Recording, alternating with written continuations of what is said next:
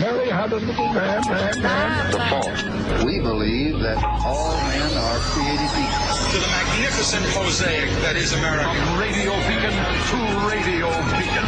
I have a dream today. Change has come to America. Believe me. Help is on the way. Knock, knock. Who's there? It's a figment of your imagination. Randi Rhodes Show. Turn up your mind. On January 6th, a mob breached the security perimeter of our Capitol, assaulted and injured more than 140 police officers, engaged in hand-to-hand violence over an extended period, and invaded and occupied the United States Capitol building, all in an effort to halt the lawful counting of electoral votes and reverse the results of the 2020 election.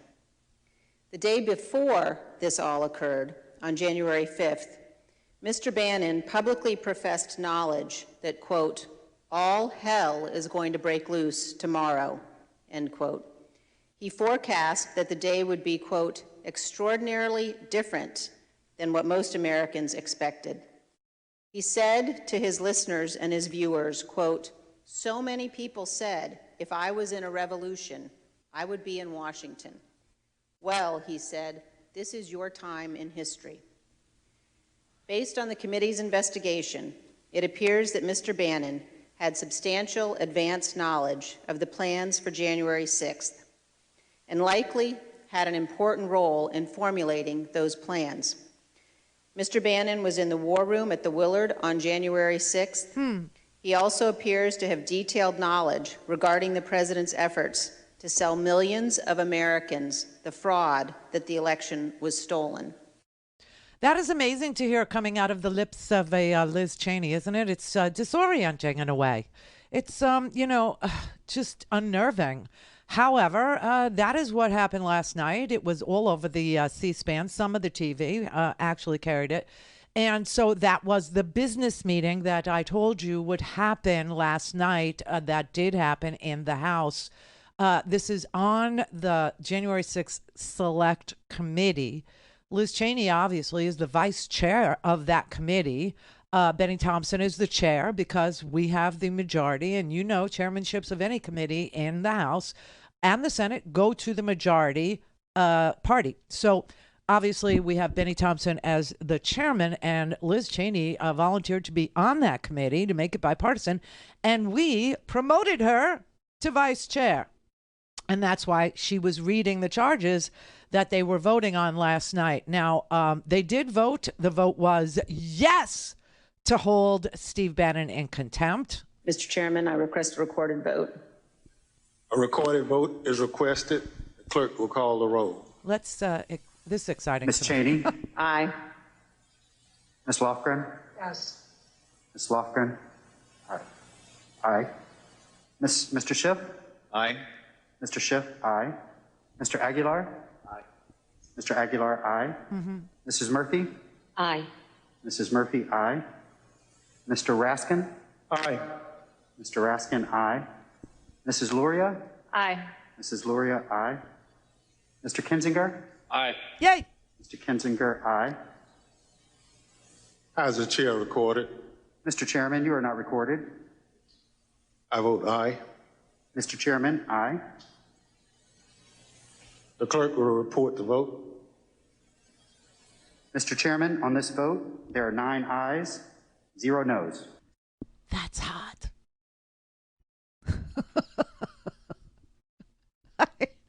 Okay, so that's the fun part. That is the hot part. That is the exciting part. That is the titillating part. That is the part that I just loved. Because from here on out, it gets weird. It gets really, really weird. And I've told you it gets weird. And listen, watching people's faces when they announce that they're going to hold Bannon in contempt, it's exciting and it's fabulous. And I love to see the smile upon your face. I like to see the joy. I like to feel the joy. I like to hear the joy. But the people who actually pay attention know that this isn't probably going to happen, meaning Steve Bannon is not going to be held in any sort of a position. He's not going to be held by the House. He's not going to be, look, here's Layla, in case you weren't paying attention, which I find ridiculous. But Steve Bannon is refusing to comply with a congressionally issued subpoena to produce documents and testify in front of the House Select Committee on January 6th. That little clip I played, familiarize yourself. Those are the members of that Select Committee. Now, some Democrats have said, well, he owes it to his country to do so. Oh, how we laugh. I mean, that is making a lot of assumptions about Steve Bannon. Like, number one, what does Steve Bannon consider to be his country? Is it even America anymore? I would say Hungary is, like what I think he considers his country to be. I mean, what does Steve, is it Russia? Is it Hungary? Is it some other, white supremacist oriented, hanging on by a thread sort of, underground democracy? I don't know which one. It's, maybe it's North Korea. I don't know. But this is a guy who probably thinks that Orwell's 1984, the seminal work, as you know, was utopia. This was a guy who, really liked the situation there with the oily gin, who liked 2 and 2 is 5, who liked, having news speak, who liked having news go down the memory hole. For Steve Bannon, that's like a utopian society where he gets to be a king or some such thing, and double polo shirts and not shaving for, months on end, to the point where when you take his photo, you can actually smell him from here. That to him is like, success, I guess. So they're appealing to his patriotism. Stenny, that's hysterical to me. So Benny Thompson last night after the vote, he said, no one in this country is above the law. Well, that's a nice idea. At the same time, nothing is beneath Steve Bannon. So physics being what it is and all, how does that work? Physics being what it is and all, things move to the right, and then they swing back into the middle and then back to the left and back to the left. But how does that work? How could doing things that are against the Constitution, I just don't understand, like, how Steve Bannon isn't above the law when nothing for him is beneath him. I don't get it. I mean, this is what's going to happen, okay? I just want you to understand. This man is going to delay justice. He's going to delay for months, if not years. And if he does wait long enough, he hopes that Donald Trump will be reinstalled as the autocrat, as the dictator, as the leader of Steve Bannon's newly, adopted country, America. Because right now, he's not in service to us. He certainly doesn't consider us his country. Therefore, he doesn't have any duty to show up.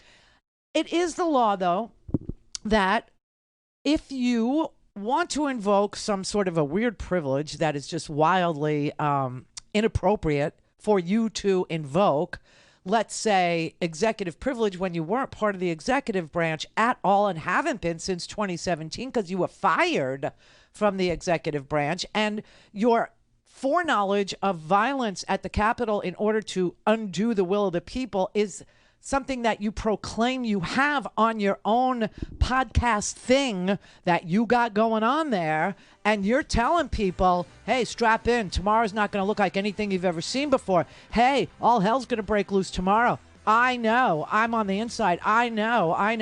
If you're going to do that, then nothing is beneath you, because you are literally telling people that that there is a violent faction in this country loyal to a man and not loyal to the free and fair results of the election, right? And that you are all about it and you are for it, and that we should all strap in and get ready to see you unleash total bedlam, total mayhem, a total terrorist attack, a domestic terrorist attack on this country. So it's ridiculous, his claim. It is. But who's going to hold him accountable? That's the whole what tools do you have in the toolbox to make him show up? What tool do you have? All things Randi at RandiRhodes.com. Go for launch. Speaking truth to power, the Randi Rhodes Show. This is Bannon the day before January 6th. This is January 5th. All hell is going to break loose tomorrow. And it has to be vindicated to save our republic. We will win this fight, or America will step off into 1,000 years of darkness. The battle cries wrapped in their delusional lies about a stolen election. Steve Bannon, whose Twitter and YouTube channels were removed for rhetoric like this. I'd put the heads on pikes. Spent weeks on a podcast he calls The War Room, comparing the Republicans' fight to overturn a legitimate election to historic periods in the American Revolution and World War II. I've met so many people through my life said, man, if I was a revolution, I would be with Washington and Trenton. Well, you know, this is for your time in history. Ominously, the day before the siege. It's not going to happen like you think it's going to happen, okay? It's going to be quite extraordinarily different. And all I can say is strap in. You have made this happen, and tomorrow it's game day. I mean, what? How is it possible that we can't hold that man accountable for foreknowledge of a domestic terrorist attack upon the seat of government in this United States of America, in these here, in this here country? How is that possible? How is that possible? Well, this is what I was telling you. It gets very complex from here. So last night, as you know, they had their little business meeting at the January 6th Select Committee, and they voted out of the Select Committee unanimously to issue a contempt citation for Bannon. All right. So then the next step was it had to go to the Rules Committee. Yeah, I'm not kidding. Had to go to the Rules Committee, and it did do that today. And the Rules Committee was divided. Honestly, they were divided right along party lines. So that means there are more Democrats than Republicans. We won.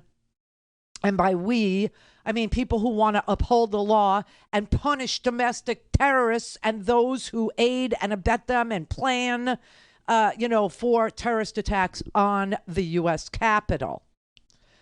Okay, so that was a divided vote. And now tomorrow it goes to the whole entire floor of the House. And of course, we have the majority there, and that will come right down party lines as well, but it will pass, and there will be a contempt citation, which then goes to a different branch of government. And this is the dilemma, right? That the House doesn't enforce its own rules or laws is very interesting to me.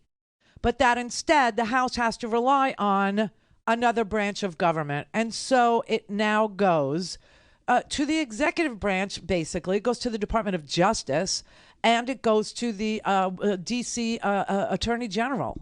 That's where it goes. And those lawyers will then be asked if they think convening a grand jury to hear evidence against this man is called for, right? And we don't know the answer. We don't know what Merrick Garland will do. We don't know what the D.C. AG will do. We have no idea. We don't know. We don't know. My money is on, yes, they'll put it into a grand jury scenario. But, then you're talking about presenting evidence, and you're talking about getting an indictment. And then if you do get the indictment, then what? Well, then it goes to a court, and the court puts it on a calendar for a trial. You know how long that's going to take? Do you? So if you're with me on everything I just said, you probably stopped and your mind said, you're right. Why doesn't the House enforce its own subpoenas? Why don't they? And the only tool they have to do that is this idea that we've talked about before. It's called inherent contempt. It is the way that Congress was given to enforce its own subpoenas, to enforce its own contempt citations, to enforce its own rules. Inherent contempt.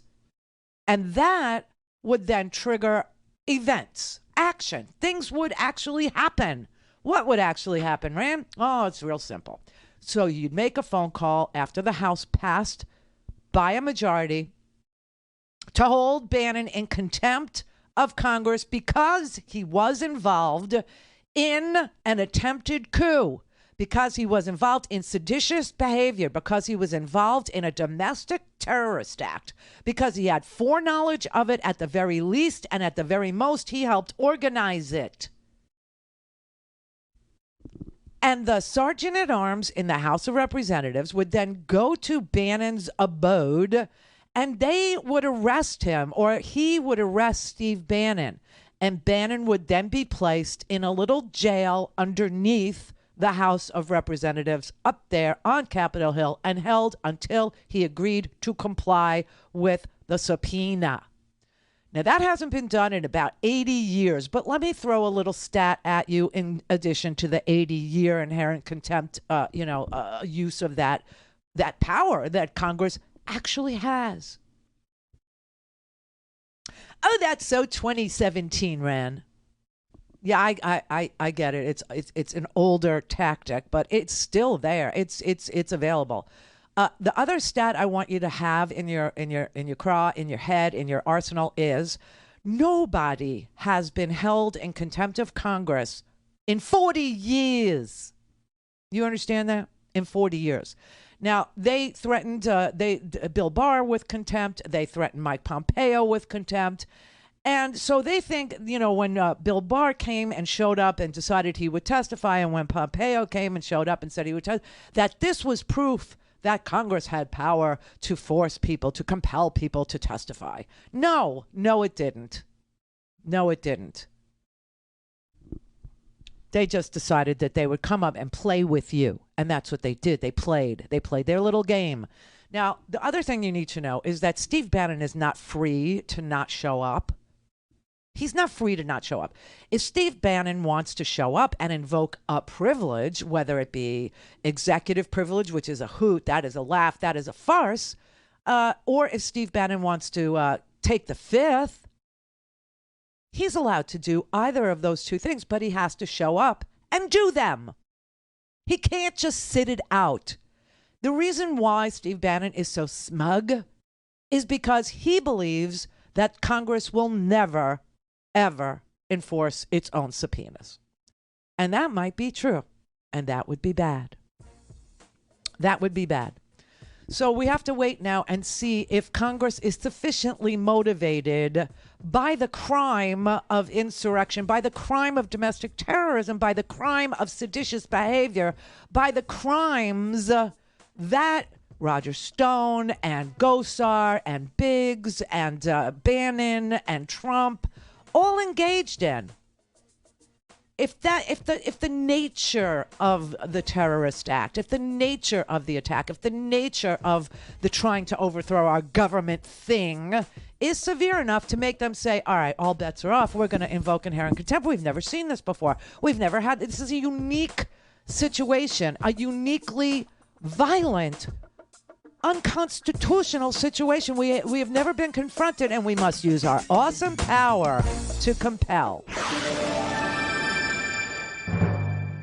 Call in, connect. To speak to Randi, call 561-270-3844. 561-270-3844. Mr. Bannon's and Mr. Trump's privilege arguments do, however, appear to reveal one thing. They suggest that President Trump was personally involved in the planning and execution of January 6th. And this committee will get to the bottom of that. I mean, the nature of this crime is so horrendous. It's so heinous. It's so unbelievable that it happened. And now we can see through the magic of tape recordings, through the magic of video, we can see that all these people knew what was coming down the pike. They all knew that there was going to be a murderous rampage on the Capitol. They all understood what they were, incentivizing. They all understood what was about to happen, and we can't even get them to testify. I mean, that's all. All we're saying is he needs to show up and put up his right hand and swear to tell the truth, the whole truth, or nothing but the truth, so help him God, and answer some damn questions about what did he know on January 5th that caused him to say, strap in, this is what you need to do. I mean, This is terrorism. That's what it is, plain and simple. And, this mob, if they had been allowed like 4 more minutes to get inside before these, House members and senators and Vice President Pence were evacuated. I mean, they came within 30 seconds of various people, as you know. And if they would have been just 30 seconds, ahead, would they have killed Nancy Pelosi? Would they have killed Mike Pence? What would have, it just boggles the mind. And if ever there was a crime that Congress had a duty to get testimony and documents about, it would be this insurrection, this seditious act, this violent attempt at overthrowing Congress, overthrowing, our government in order to keep a man as president of the United States who lost an election. It just blows my mind. Welcome to Rules Committee. Hello. I'm sorry, Mr. Gates. May I help you? Yeah, well, he's not there. Jim in Oklahoma. Yeah, Randy. I think one of the reasons the Republicans are ignoring these subpoenas, and this dates back to Reagan with Iran-Contra, and old man Bush with robbing they robbed the savings and loans. Then his son, they robbed the mortgage companies and the insurance companies and the banks, and nobody has ever been held accountable for this. And I think one of the reasons why is because they've got the dirt on too many Democrats. And they say, if you take us down, we're taking a bunch of you down with us. Well, that's fine. If they have the goods on Democrats, then they should, definitely go for it. They should. If Republicans have seditious activity or the overthrow of our government or crimes of any sort, let's just, be general about it, any kind of crime, then yes, they should, they should point a finger at that Democrat, and they should make that Democrat answer the questions and provide the documents and go through the process of being adjudicated one way or another. This covering up is, look at what it's doing. I mean, the crimes are getting seditious now. The crimes are getting to be murder now. The crimes are getting to be overthrowing the government now. I agree with you.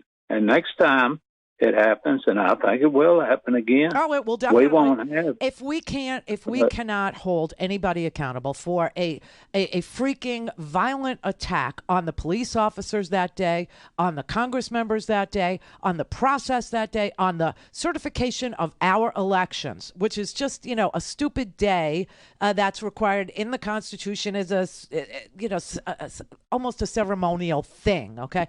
If we can't prosecute people for being violent during a ceremonial certification of a free and fair election, then forget it. There's nothing here. There's nothing here to fight for. There's no law. There's no law. It's a lawless nation. People are above the law. People will go as low as they want, as long as they feel like they're situated in a space that is above the law. And all bets are off. There is no more democracy. This is not a country anymore. Well, and this they tried. This was a bunch of idiots that tried to pull this off. Giuliani, Bannon, and the biggest idiot of them all, Trump. Imagine if a bunch of intelligent people get together and decide to do this. Good point. Yeah, that's right. And that's why it needs to be loud and clear to anybody and everybody, smart, not so smart, devious, below the bar, people who will kick you in the nuts, okay? All the dirty fighters. It needs to be very obvious that there is no way that you will go unmolested. I agree with you 100%. And the majority of us Americans want to see these people punished. Well, we want to see them put in prison. Yeah, I think we do. I don't think there's anybody, that has any love lost over Steve Bannon and his demise. I don't think anybody really cares about Roger Stone. I don't think anybody really, really cares about Rudy Giuliani either, who, by the way, I don't know if you saw this, but last night, Rudy is so unhinged. He must be drinking himself into a stupor. He went on. But Did you? I don't know if you saw this clip or not. Did you? There's a clip of Rudy, seriously, where he photoshopped himself, and he put a fake beard on and a Lincoln stovepipe hat, and got on the internets, got on the Twitter last night, drunk. Here, I'll show. they need to send. I'll show it to you. They need to send him to prison for the criminally insane. I'm telling you, that would be a good place to send half these people. It would bring back the institutions for the criminally insane. Because listen, this was Rudy Giuliani. It's just a very brief, okay, but he put this on Twitter himself. I actually said, "There's no way this is him. There is no way he did not do this. He's not that stupid." Oh, yes, he is. Virginia, vote against the man who dishonored our past. Brett? By selling my bedroom. Yeah. Vote against the man who dishonored our past by selling my bedroom hundreds and hundreds of times to scoundrels in a pay-for-play scheme. Okay, he may think that he looks like Abe here, but he looks like Planet of the Apes. He looks like, it's just crazy. I mean, they're all absolutely losing their freaking souls. And I think he's drinking to, cure the pain of having your soul ripped out physically of your body, But I mean, look, these crimes are at such a level that for them to go unpunished is so unacceptable. It would say to everyone in this country that we are now a lawless nation, that the president of the United States and his friends, not his cabinet, his friends are all above the law. There's no law for them. It's lawless.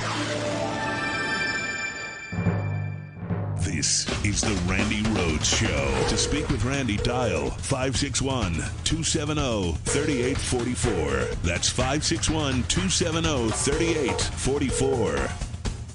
He said in the lawsuit, he and his attorneys, that it is a political ploy by this president to accommodate his partisan allies by not asserting privilege over the documents that the former president wants privilege asserted over. What's the president's response? Well, our view, and I think the view of the vast majority of Americans, is that former President Trump abused the office of the presidency and attempted to subvert a peaceful transfer of power, something that had happened between Democratic and Republican presidencies for decades and decades throughout history. The former president's actions represented a unique and existential threat to our democracy that we don't feel can be swept under the rug.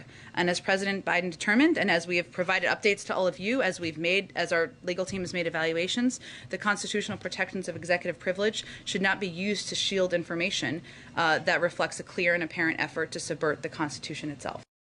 Seriously, dude. And, here's another thing about any privilege, and I can't tell you this enough either, because you should have this in your arsenal. You should have this in your ammo pack, right? And that is, you cannot invoke any privilege at all in the commission of a crime or a fraud. There's a crime-fraud exception to privilege. So, Bannon has to show up. He obviously, Congress can't enforce or won't enforce their own subpoena. So it's up to another branch of government to enforce the legislative branch's subpoena. I don't understand how this is, acceptable or possible or countenanced or tolerated in the American system of justice, especially when you're talking about this kind of a crime, this seditious, treasonous, traitorous act of trying to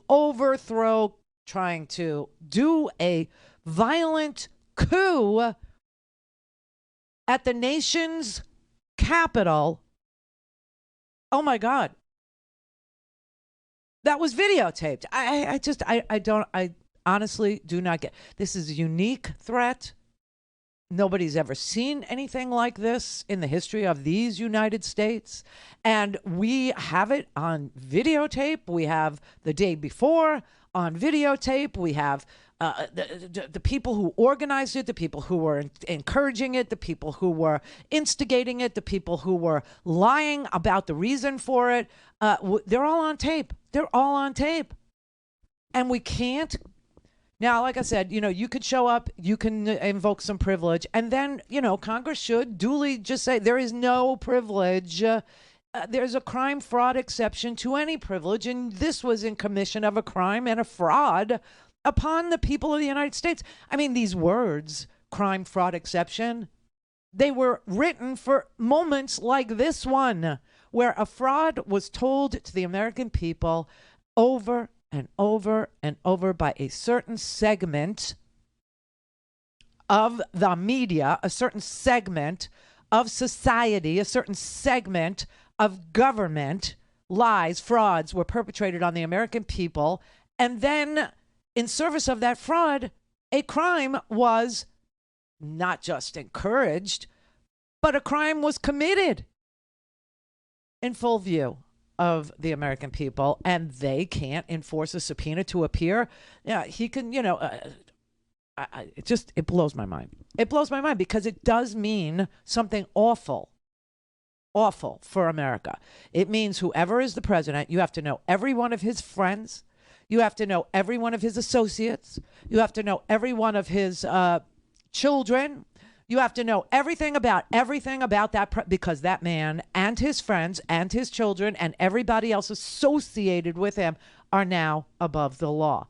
And if these people feel like there's nothing beneath them in service to their power and that they're above the law at the same time, which defies physics because it should never happen, then that's our future. You're staring at our future, which is nothing to do with democracy. Nothing at all. Now, I will tell you, today was also the day that the Senate was going to try and, Joe Manchin said that he could, if you let him rewrite the For the People Act that passed the House, H.R. 1, that if you let him rewrite it and compromise on some of its provisions with regard to fundraising, with regard to money in politics, with regard to disclosure of dark money, if you let him have his way with the For the People Act, he will turn it into the Freedom to Vote Act, which would be a still important but hobbled version of the House H.R. 1 For the People Act. He said if you let him do that, he could find you 10 Republicans to vote to end the filibuster, to vote to proceed. It's called a cloture vote, to end debate on that bill, and that then the bill could pass by a simple majority. That's what he promised. He would get 10 Republicans to vote on cloture. Cloture means to end the debate, and then it could move for a vote, and it would pass by 51 votes with Kamala breaking the tie. Well, that's just happened. The vote has happened. The cloture vote, the vote to end debate has just occurred. And guess what the vote was? Guess, everybody. It was 49 to 51. That's not 60. And that's what it takes to end debate.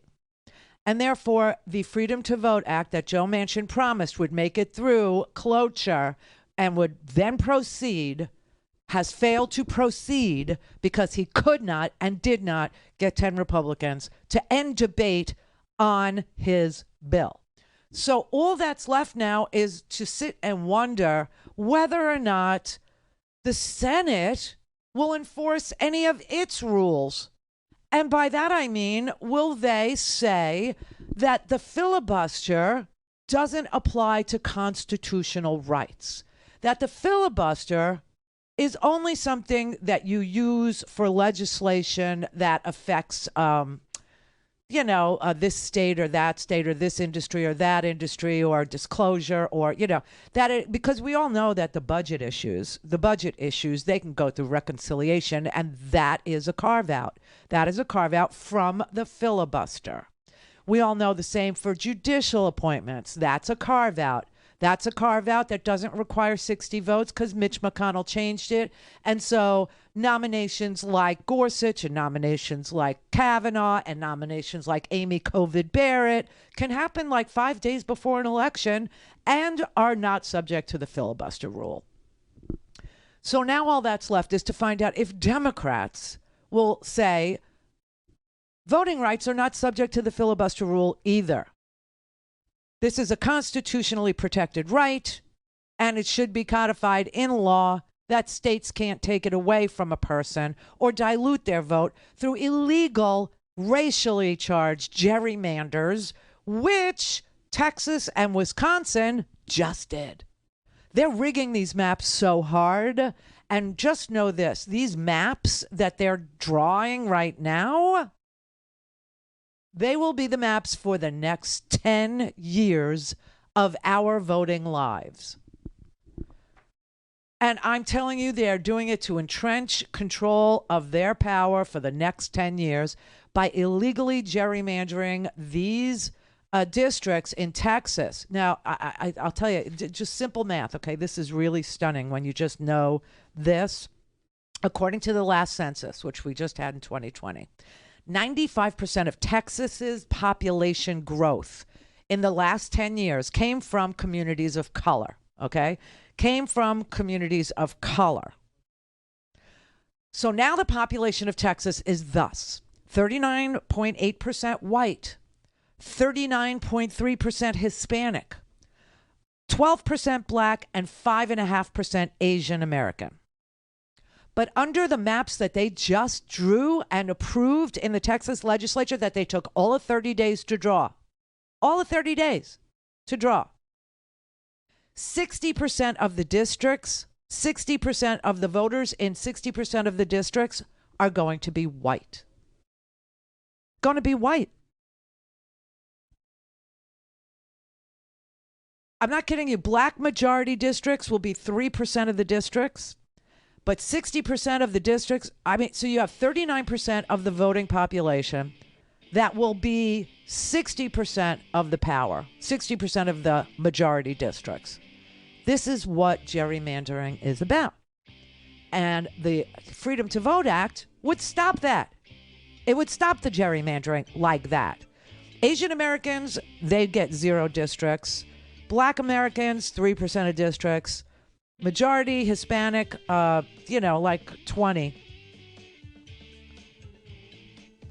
60% go to white representation. White people comprise a majority of eligible voters in 60% of these districts. And I'm telling you, the way that they drew them is so heinous. I mean, if you know anything about Texas, wow. I mean, they've turned, I'll just put it to you this way. They've taken safe districts from 11, safe Republican districts from 11 to 22, and competitive from 12 to 1. Mary had a little man.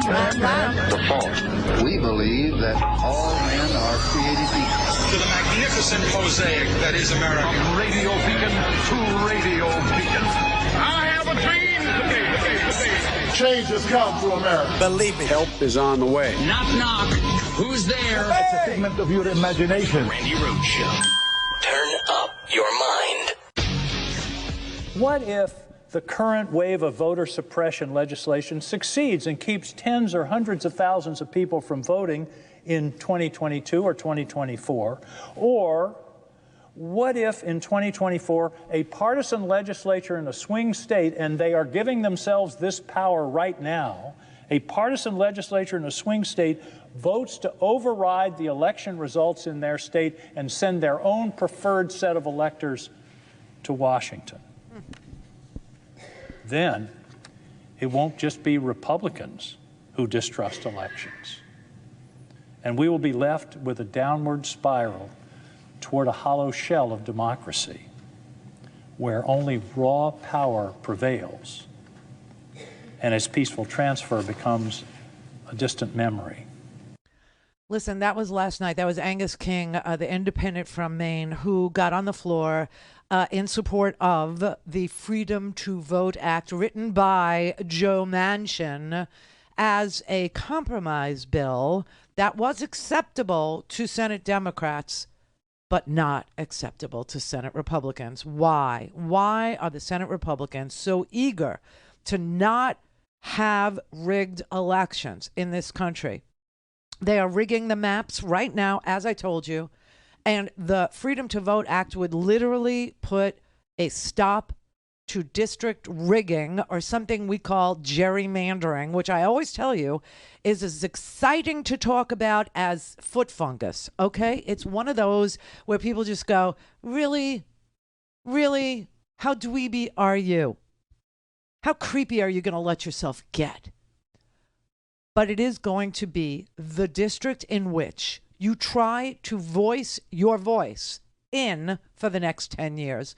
And in Republican legislatures with Republican governors, states like Texas, states like Wisconsin, all over the place, these people are rigging the maps. They are truly diluting your ability to make a difference in your hometown. Some of these maps are so bizarre, I can't even tell you what they look like. They're just so wild looking. And it's all because white voters, white population is shrinking. White men have shrinkage. I was in the pool. No, you weren't in the pool. It just didn't work. And I'm sorry your penis didn't work. And I'm sorry you didn't make more babies. And I'm sorry that more women didn't want to have more of your children. But this is the situation. This is the way that America looks now. And I'm telling you, in Texas, they took the number of safe Republican districts. They had 11 safe Republican districts drawn from the last census, the 2010 census. In the 2020 census, where we learned that 95% of the population growth in Texas was non-white, they took 11 safe districts and redrew those maps. So now there are 22 safe Republican districts. How in the world do you get there from here with that data and that information unless you're cheating? You can't. You have to be cheating. They took the number of competitive districts in Texas from 12. There were 12 swing districts in Texas. And now you know how many there are? One.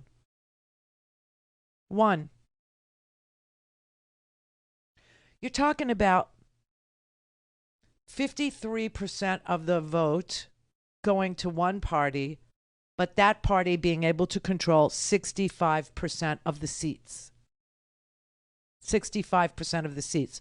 When you can make 53% count for 65% of the results, you're cheating. You're rigging it. It's extreme and it's unpopular, but people just don't know about it. And this particular bill that Joe Manchin wrote would stop it. It would stop it. Now, if you want to take a look at one of the weirdest districts that they drew, I would send you over to, well, there's two that you really need to see so you can, process what I'm telling you. Dallas-Fort Worth, the 24th Congressional District, okay? It stretches from Dallas to Fort Worth. Dallas and Fort Worth are sort of twin cities. They're very different. I mean, I lived in Dallas, and Fort Worth was a whole different vibe, a whole different place. But it was the closest congressional race in the state in 2020. And so this new map breaks it apart. It breaks it apart. So you have diverse cities like Carrollton, Texas, and Irving, Texas, where I worked. They're now attached to the whitest and most conservative parts of Dallas. So that the district that Joe Biden won by 5 points, the 24th Congressional District, Dallas-Fort Worth, Joe Biden won it by 5 points. Now, the way they've redrawn it, Donald Trump would have won it by 12 points. That's cheating. You understand? But the craziest district has to be Dr. Ronnie Jackson. Remember Dr. Ronnie Jackson? Donald Trump's personal, White House physician who went down the aisle of Air Force One giving Provigil to reporters to wake them up and Lunesta or, Ambien to go to sleep. Remember him? Well, he's now a congressman. And he is a congressman from Amarillo, Texas. Only a measly 325 miles away from Amarillo is Denton, Texas. Now, Denton, Texas is part of Dr. Ronnie Jackson of Amarillo's district. Why? Because Denton was trending blue. Where is Denton, Texas? It's the north part of Dallas-Fort Worth. The north part of Dallas-Fort Worth. They took the north part of Dallas-Fort Worth and they split it and gave it to Dr. Ronnie Jackson, who is in Amarillo, 325 miles north of North Dallas. You should look at that. It's the most bizarre looking thing you ever saw in your life. It makes no sense to anybody unless you're cheating. And so this bill that Joe Manchin wrote, which failed to get 10 Republicans to vote for ending debate on it today, now has to face a filibuster challenge. Well, it did, and it failed. It failed to clear the 60-vote threshold. So this is what I'm saying. You don't even have to filibuster anymore. Nobody has to go to the floor. Nobody has to do anything.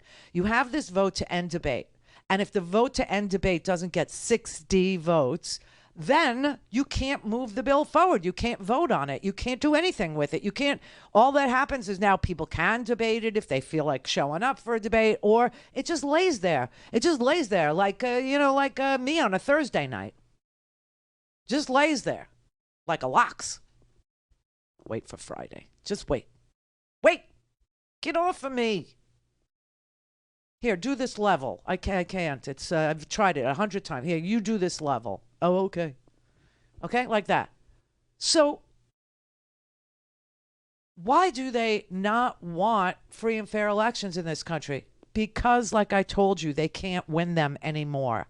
And so they have to rig them anymore. Austin was split. Bell County, which is Fort Hood, the largest military base in north of Austin. The Republicans split the city of Killeen, Texas, 40% black, bizarrely shaped now, 2 districts, 1 donut-shaped district, meaning one district encircles another district to protect 2 white GOP state reps. Literally, it looks like a donut just to split up the black vote. The Freedom to Vote Act would prohibit these types of racial gerrymanders. That is what this is. That is what is happening. They did it in Wisconsin, too. It's bizarre. It's ugly. And it's cheating. Legal cheating. There's no law against it unless we make one. And they don't want to make one. They don't want to make one. This is bizarre. This is horrible. And this is what, is going to be if we don't do something to beat this back, if we don't have federal standards, if we don't outlaw this kind of a racial gerrymander. We used to have it. But the Supreme Court gutted the Voting Rights Act, right? All things Randy at RandyRhodes.com. Go for launch. Speaking truth to power, the Randi Rhodes Show. I want you to watch or listen to this. This is independent from Maine Angus King last night. Here's the part that I think is the most tragic. A substantial portion of our population has lost faith in our democratic system because they've been repeatedly told that something important was stolen from them, even though that is untrue. And that portion of our population seems prepared to accept some version of authoritarianism. Oh, my God.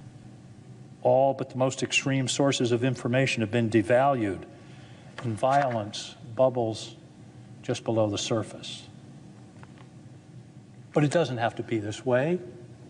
We in this body, perhaps more than anyone else in the country, have the power to change direction, to pull our country back from the brink, and to begin the work of restoring our democracy as we did in the Revolution, as we did in the Civil War, and as we did in the civil rights struggles of 60 years ago. First, by simply telling the truth, and then by enacting a set of basic protections of the sacred right to vote.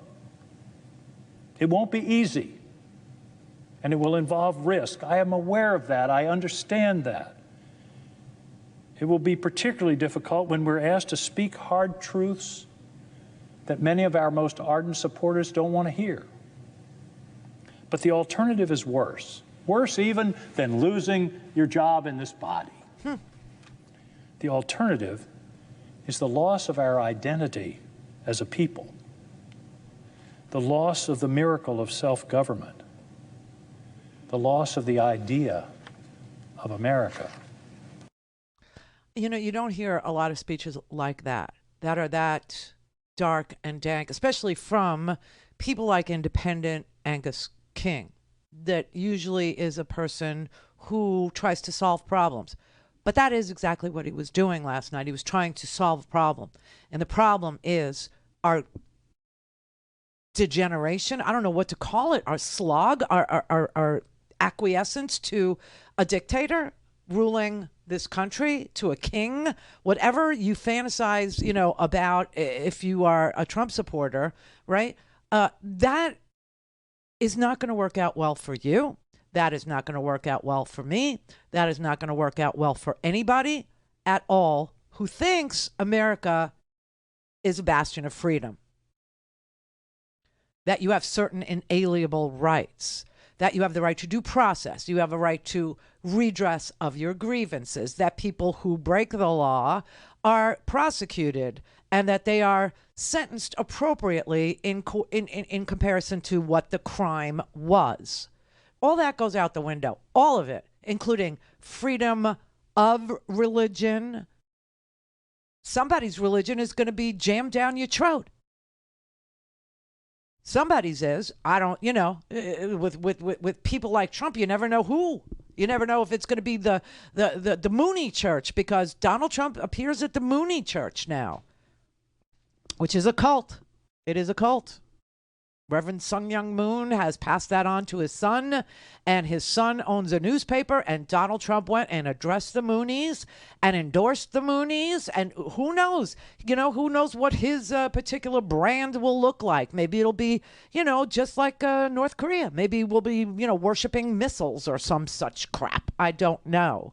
Maybe we'll be allowed to live in the urban city center where jobs and food are plentiful if we kiss his, ring. Or maybe we'll be banished to the poorer parts of the country, the Rust Belt part of the country, where there's no distribution of food or toilet paper or supplies because we are not sufficiently loyal to the dictator. And that is how North Korea works. Pyongyang is a city of privileged people that are chosen to live there by Kim Jong-un. They are chosen to live there by him.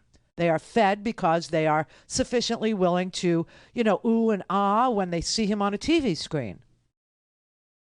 I have no idea, but it won't be this. It won't be this country. It won't be America. It won't. By the way, speaking of America, that kind of America, that kind of craziness, where America is the real America and everyone else that works for a living and everyone else that is, busting their humps and taking buses and trains and, public transportation to and fro to get to work and to get home and to pick up the food and to cook the food and to feed the food and then to, diaper the babies and to put the babies down and then to try and, do something for yourself for a few minutes before you have to go to sleep and do it all over again. So America doesn't believe that people who aren't in America, who are working just as hard, if not harder, because there's no place to park, are really Americans.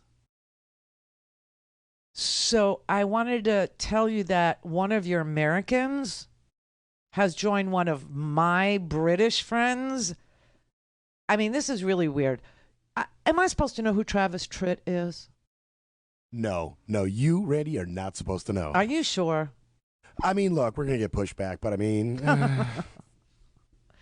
Because I really couldn't name you one damn tune. I know... He's not exactly lighting up the Billboard Top 100 right now. You know what I'm saying?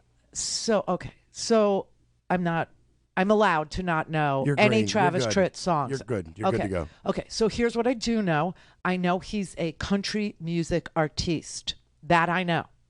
But that's all I know. Oh, listen, the only reason why I know anything by Keith Urban is only because he's on The Voice and occasionally he, will perform. Also, he's married to Nicole Kidman and, she's choosing like amazing projects now. So you pay attention to like what she's in. And what she's in is this 9 Perfect Strangers thing. And I don't want to see, this is the thing. You can't talk about anything you're watching because I don't know where you are in your binge of this show. You're safe on 9 Perfect Strangers. It's been out for a while. You're super safe. Okay, well, I don't need to give away anything to tell you this part, and so I have no guilt. but he wrote a song for that show, and it airs in the last episode. Okay, and it's really good. And so I was like, oh, that's a good song. Whose song is that? And I look it up, and it's Keith Urban. So that's how I know Keith Urban's offerings. Okay. Otherwise, you know, I left off in country music.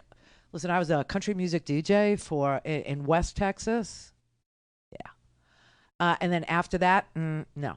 So I don't know any Travis Tritt songs, but Travis Tritt is out there on the road, and his sacrifice, which he compares to a sacrifice, like fighting Nazis like my dad did. I mean, he holds it up there with that.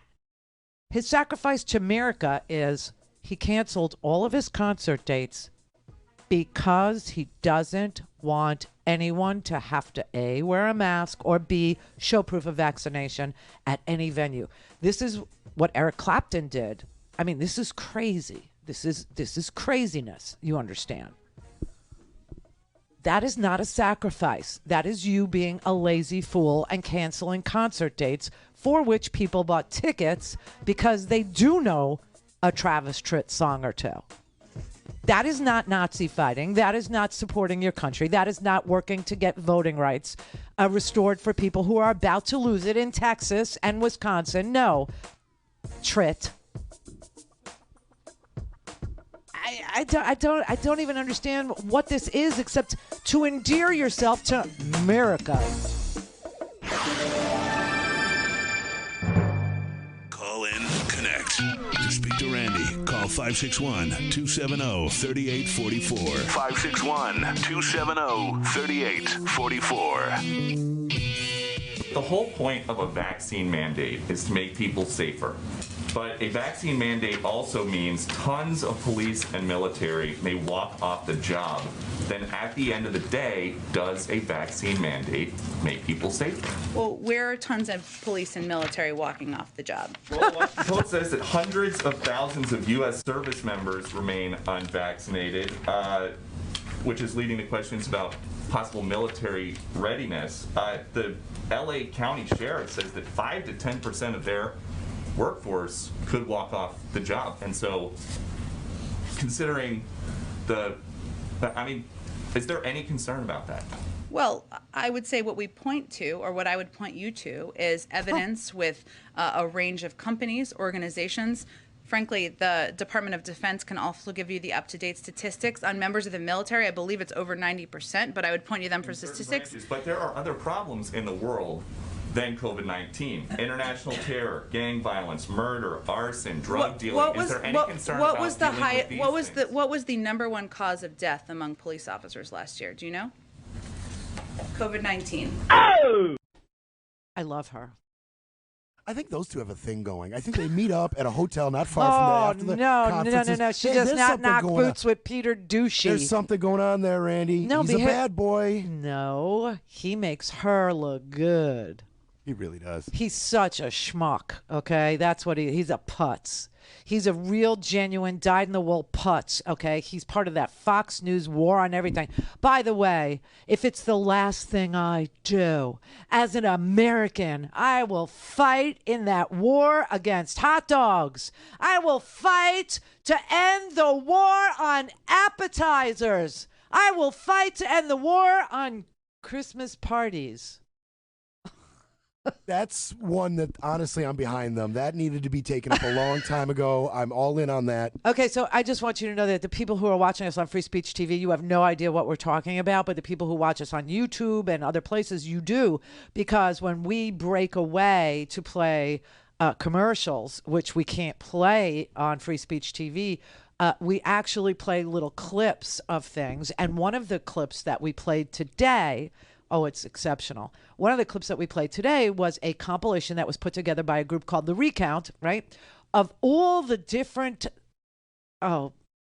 statements that Fox News said, all the different wars that Fox News said liberals were waging. And we were waging wars against appetizers. We were waging wars against hot dogs. We were waging wars against Christmas parties. We were waging war against ding-dongs. We were waging war against hats. We have to end the war against hats and appetizers right now. As God is my witness, I will never go without an appetizer again. No, it's really strange. You know, Fox News has become performance art. You understand that? Fox News is a joke. Fox News is a play. It is a bad parody of itself. It's a mockumentary that's ongoing. Oh, this is so cool. So, mockumentaries. I love a mockumentary ever since Rob Reiner, ever since This Is Spinal Tap, right up there. One of my favorite mockumentaries ever. Borat, great stuff, unbelievable, scary, and funny at the same time. Mockumentary. Well, you know, there is a group called Midas Touch, and I don't know if you know who that is, but Midas Touch are three brothers. There's three brothers named Ben, Brett, and Jordan, like Micelus. It's spelled almost like Midas, which is why they call it Midas, okay? And also Midas Touch, you know, it works for them because everything they touch turned to gold. And it did. It actually did. So they made a mockumentary. They made a movie. And this is the most brilliant thing ever in that they went to the streaming networks, all of them, and they offered their mockumentary, which everyone saw and loved. You know, they all pre-screened it and they loved it. And then the streaming platforms said, one after the other, we don't really want to get this deep into politics.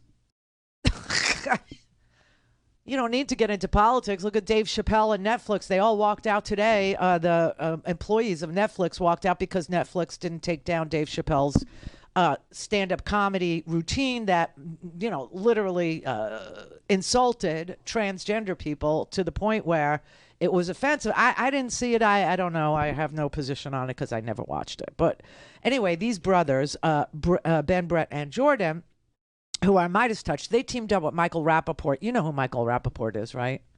Like, for me, it's like True Romance, and for Brett, it's Copland. Right. Only because of the poor performance in Copland. He almost ruined a great film. So that kind of sticks with me a little bit.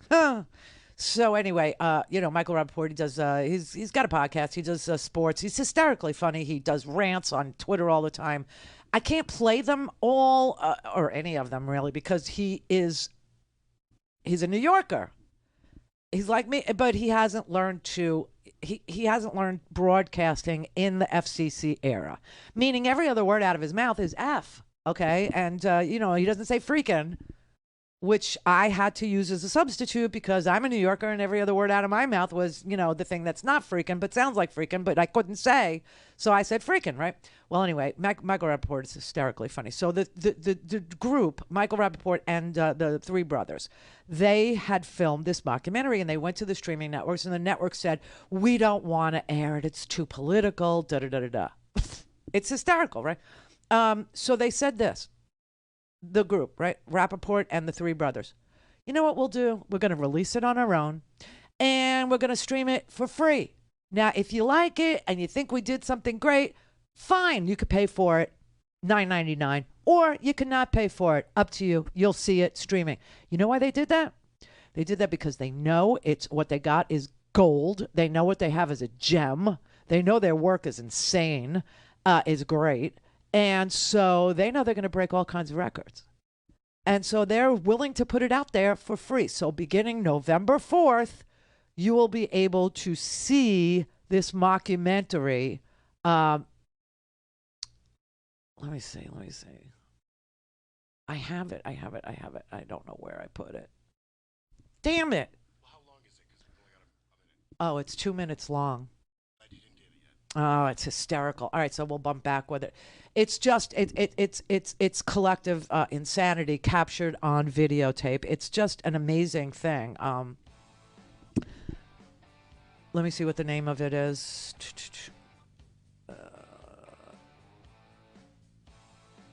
You know, this is really interesting. This report, this Hollywood Reporter report. It doesn't even have the name in it. Oh my God, that is like...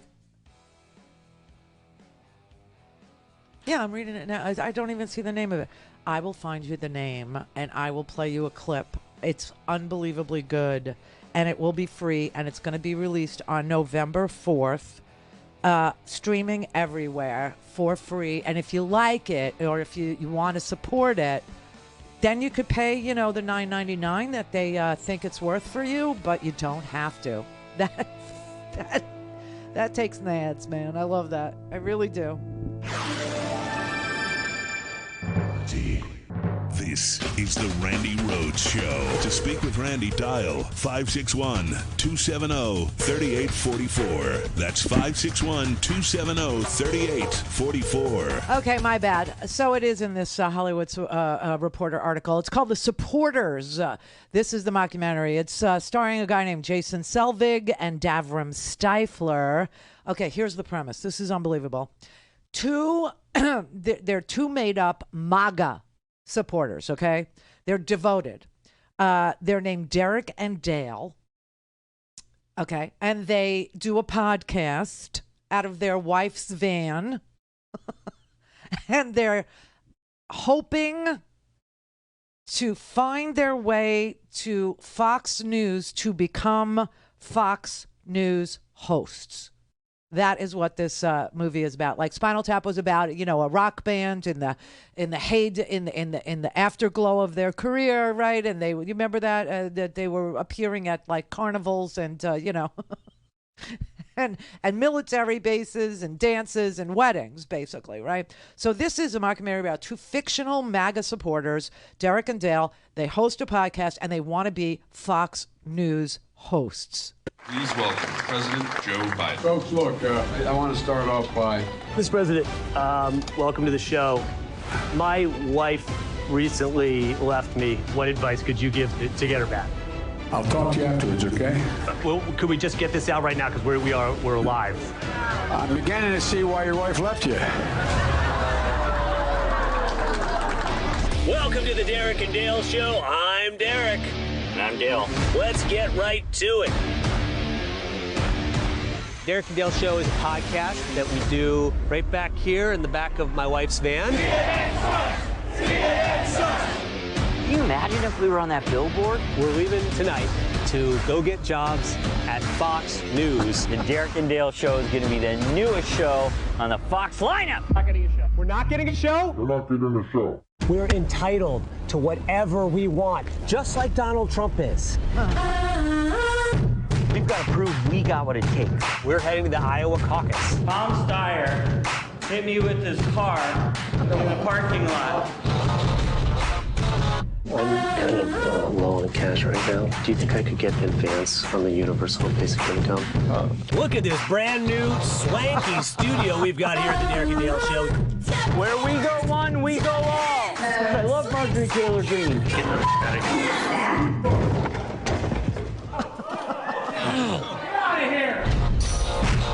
No more of your dad, Monster Jr.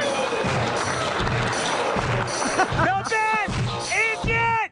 Two cars! It does feel like we're going a little bit all over the place here, even for us. Oh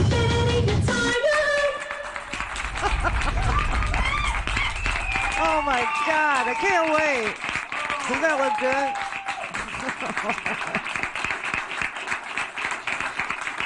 It's a little Borat-like, but I got to tell you, I can't wait to see this. So it streams for free starting November 4th. I'm not getting anything out of this because they might not get anything out of this either.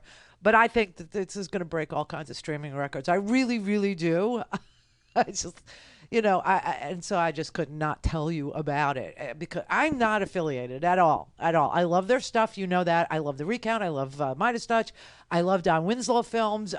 There's a lot of stuff out there that's being produced by people who just have something to say and the means to put it together to say it.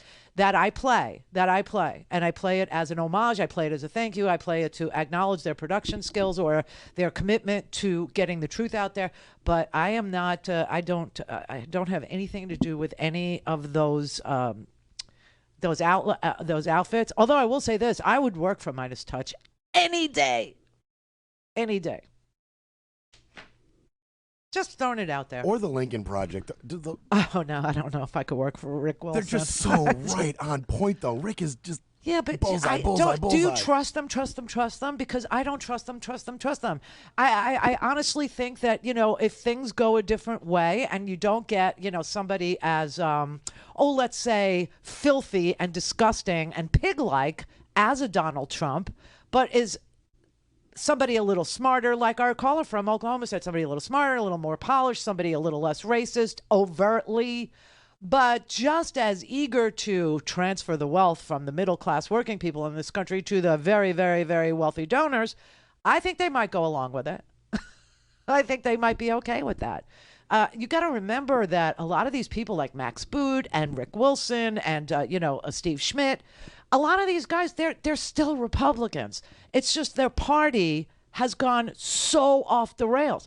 But they're Republicans for a reason. They believe in redistribution of wealth to the top. They believe in trickle-down economics in the end. They believe in, people, I don't know if they're pro-life. I don't know what their social issue stances are. But I'll say, Rick Schmidt, who has the best Zoom rooms in the history of the pandemic.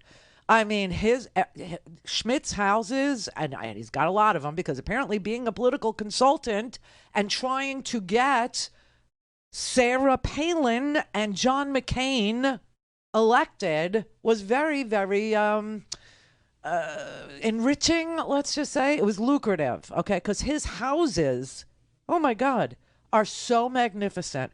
And whoever did the decorating and whoever does the objects d'art and whoever does the set decoration and the lighting and all of it for Steve Schmidt is genius. I mean, it's beautiful. But you can't really forget that they made their money by trying to get methamphetamine from the capital of Wasilla. Do you know the methamphetamine capital of Alaska, elected vice president of the United States? You can't forget that. So I don't think I would ever want to work for them. I don't want to work for anybody, but would I work with Midas? Yeah. Because they got mad production skills. They just do. Victor in Florida. Hi, Randy. How are you doing? Okay. I just wanted to call to tell you because I've been watching your show religiously these past couple of weeks.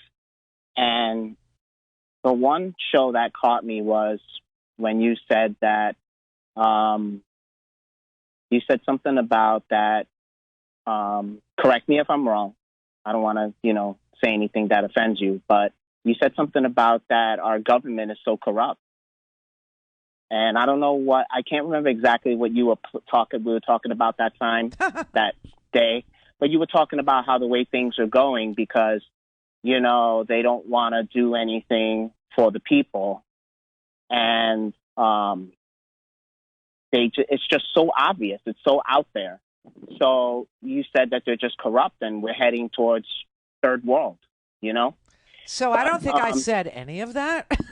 Personally, I just don't. I remember you said something about, maybe I'm wording it wrong. I don't like to do that to you. So context, but you were talking about context actually matters. Yeah. Uh-huh. Yeah. Mm-hmm. But you said something about because the Republicans are so corrupt that that with corruption, countries head towards third world. Yes, that's right. That's exactly what you it. said. That's okay. So that's what I was trying to say. That's right. So, countries that don't, that have laws but flout them. Countries that say that a dictator is acceptable to them. Countries that say we're a lawless society and the very well-connected can steal, they can lie, they can cheat, they can do whatever they want. They are third world countries. Yes. And I'm glad you said the well-connected gets to get away with everything. That's why I hope I'm wrong, but I think all those people are going to get away with the January 6th insurrection. The only people that are going to go. So the reason why it is so completely offensive to the rule of law and a nation of laws that people who architected or organized or funded or promoted or experienced or urged others to experience or engage in. And they were on the TV. Yeah. That's what was so shocking. We saw this on the TV, like that lady said one day in your show. Yeah. I watched it on TV. Like that lady. Exactly. Yeah, we saw Rudy Giuliani say trial by combat. We saw Mo Brooks say things. We heard Donald Trump say a whole bunch of things. Right. And I don't understand why these people are not in jail right now. I don't know how is it that they are not in jail for doing that. And also, Donald Trump's not in jail for getting caught on the phone with the Georgia Secretary of State. Remember, you played that over? I heard it, too. I was shocked. It was shocking. That he's still free. So that's why I'm saying that our justice system is broken. And I think after all is said and done, I don't think any of these people are going to be held accountable. And if Donald Trump isn't held accountable, that's why he's having rallies and saying that he's going to be run for president in 2024, because he swears up and down that he's gonna get away with this. He's telling the whole country every time he has a rally. Yeah, and if that happens and nobody's held accountable for sedition, for insurrection, for trying to overthrow our government, we don't have a government.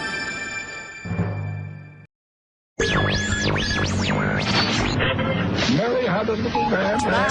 The fault. We believe that all men are created equal. To the magnificent mosaic that is America. From radio beacon to radio beacon.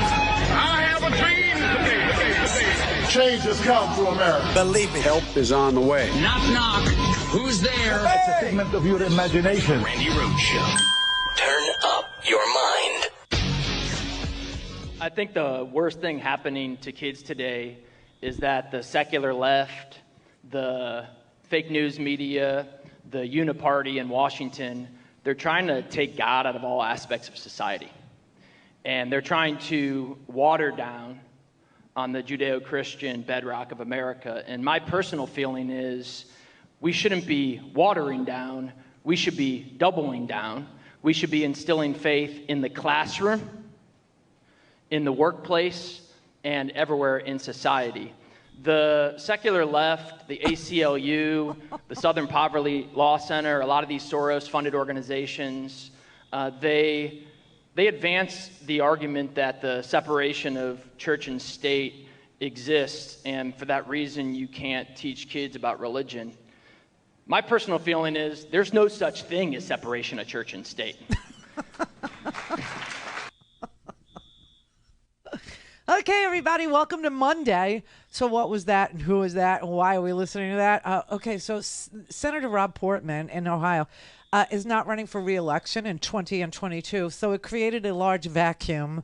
We've talked about vacuums before and how people fill them with crap every time you create one. Well, Portman's decision not to run again has created a vacuum in the Republican Party, and that right there is Josh Mandel, who was part of a Senate GOP primary debate over the weekend, and his thesis to swear an oath to the Constitution as a U.S. Senator. Okay, this is what he hopes to accomplish by showing up to a Senate primary debate.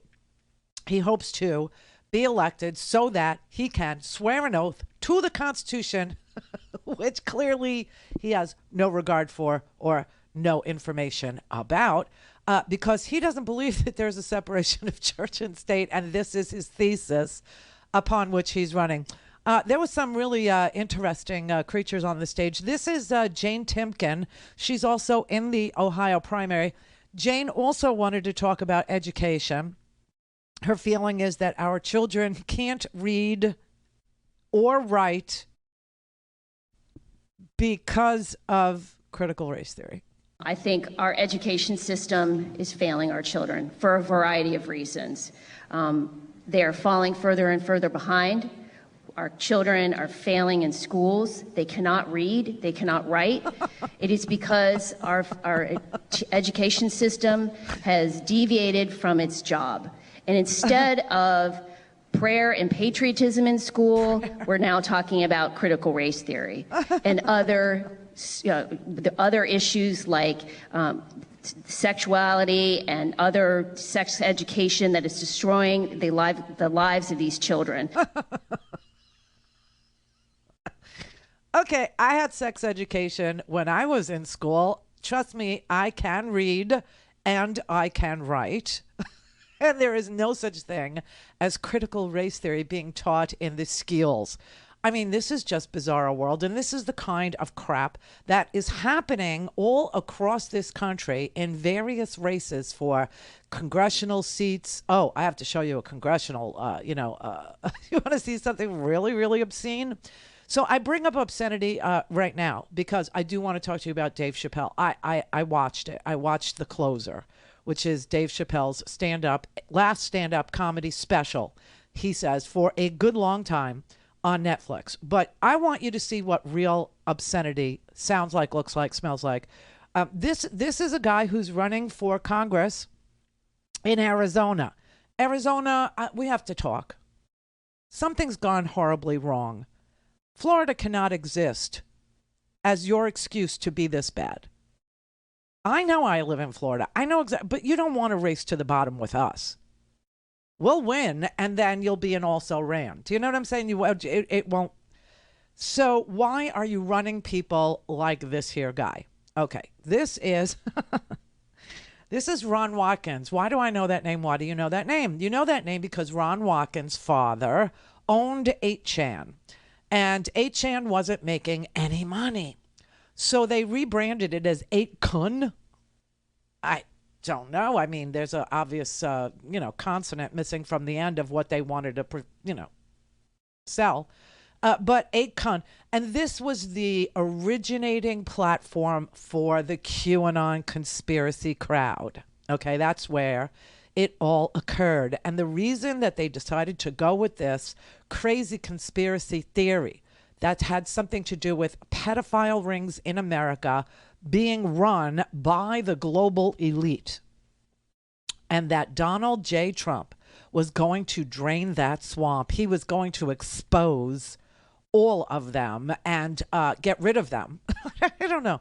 But anyway, this all started on that channel, and they did it so that they could make some money with it because they weren't making any money with it. So Ron Watkins was running that site. Ron Watkins, in some circles, is considered to be Q, meaning he dreamt up these stupid, breadcrumbs, the Q droppings. I mean, it's so bizarre. And that he did it, as this character, Q, in order to get people, in order to get eyeballs, in order to get, people to stay on his ridiculously hateful platform, which, 8chan was the white supremacist, birdbath is what it was. And so now, but they weren't making any money with the supremacy. So they decided, let's do a conspiracy theory about pedophiles. And that's what they turned it into. So Ron Watkins, okay, is now running for Congress in Arizona. And this weekend, they had a Patriot double down. I swear to God, it was like the prayer and Patriot double down conference. Q is actually having conventions now. They're in the convention business. And he decided that he was going to, ask for your vote by telling you who he really is in the in his civil rights movement that he's fighting. I swear. So what you have to know is that we are living now through a modern digital civil rights movement. And you could call me the new Rosa Parks because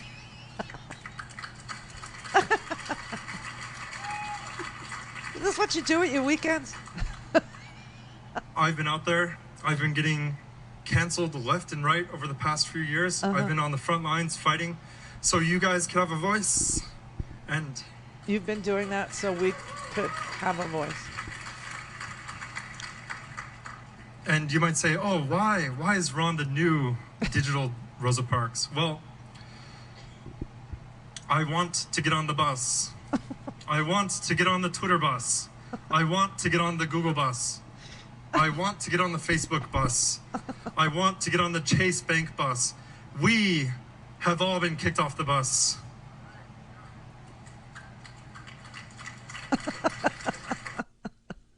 I guarantee there's somebody at Chase Bank that's like, what did he just say? No. It's the smattering, the golf applause. This is what gets me, okay? Because any mention of civil rights in a QAnon crowd is not welcome. It just isn't. And so this was such a mismatch of identity, for these people that, had to switch from, China white, straight to the vein, white supremacy into QAnon, pedophilia, white supremacy. You just don't bring up the civil rights. You just don't do it. It was such a misfit that it was just a smattering. I don't even think they knew who Rosa Parks was.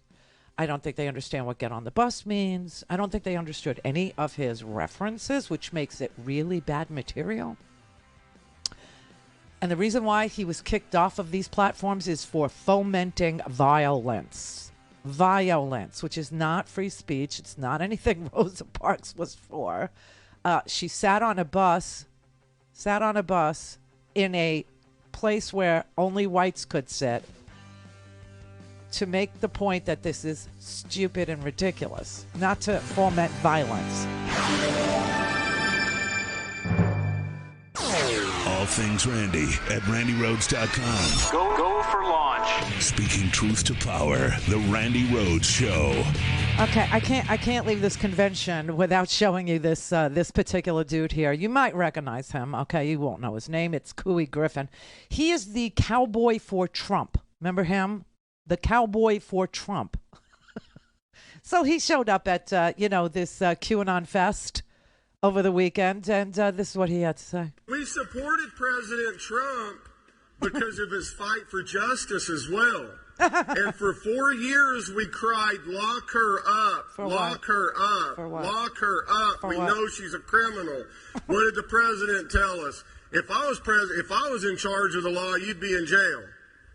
Okay, Mr. President, you were in charge of the law for 4 years. He was. At the end of your 4-year time, the only ones that were locked up were men like me and others like me that have stood by the president the strongest. He betrayed you? I'm shocked. I'm appalled. Oh, I can't even believe that Donald Trump sold you out. You know who else was locked up? Paul Manafort. Paul Manafort. Cohen. Who? Cohen. Oh, Michael Cohen, yeah. Yeah, Michael Cohen was locked up. I mean, the sheer stupidity of it and the obscenity of having conventions. I mean, is this really what you guys do with your weekends, you Q freaks? Is this fun for you? This is what you do? You actually plan to go buy I guess you have to buy a ticket. I don't know. You buy a ticket and you go and you what? Get an outfit together and everything, and then you get in your car and you drive and you park, and then you to go and listen to this, to listen to the grievance committee who believe that there's some secret pedophile ring that is in control of our government, and you're disappointed in Trump's inability to stop it and have you arrested instead. I don't even know what the hell the point. Anyway, this to me is obscene. These people that are sitting on stages professing, that they could be sworn in to a public office by pledging allegiance, so help them God, to the Constitution, which they clearly either disrespect or do not understand, is very obscene to me. It's really bizarre. It's one thing to be some yokel and your Facebook is targeting you with their algorithm because they know that you get triggered by this storyline and they want you to stay on their platform as long as possible. Like the cigarette companies, okay? They had doctors in white lab coats recommending cigarettes to you. 4 out of 5 doctors recommend Winston. Do you know what I'm saying? Like as if as if there's truth in advertising, or Facebook doesn't have a big giant business that's exactly as big and affects the world and as many people in the world as tobacco did, right? And that we're somehow supposed to think of social media in some different light than business. Oh, that's just special. That's adorable.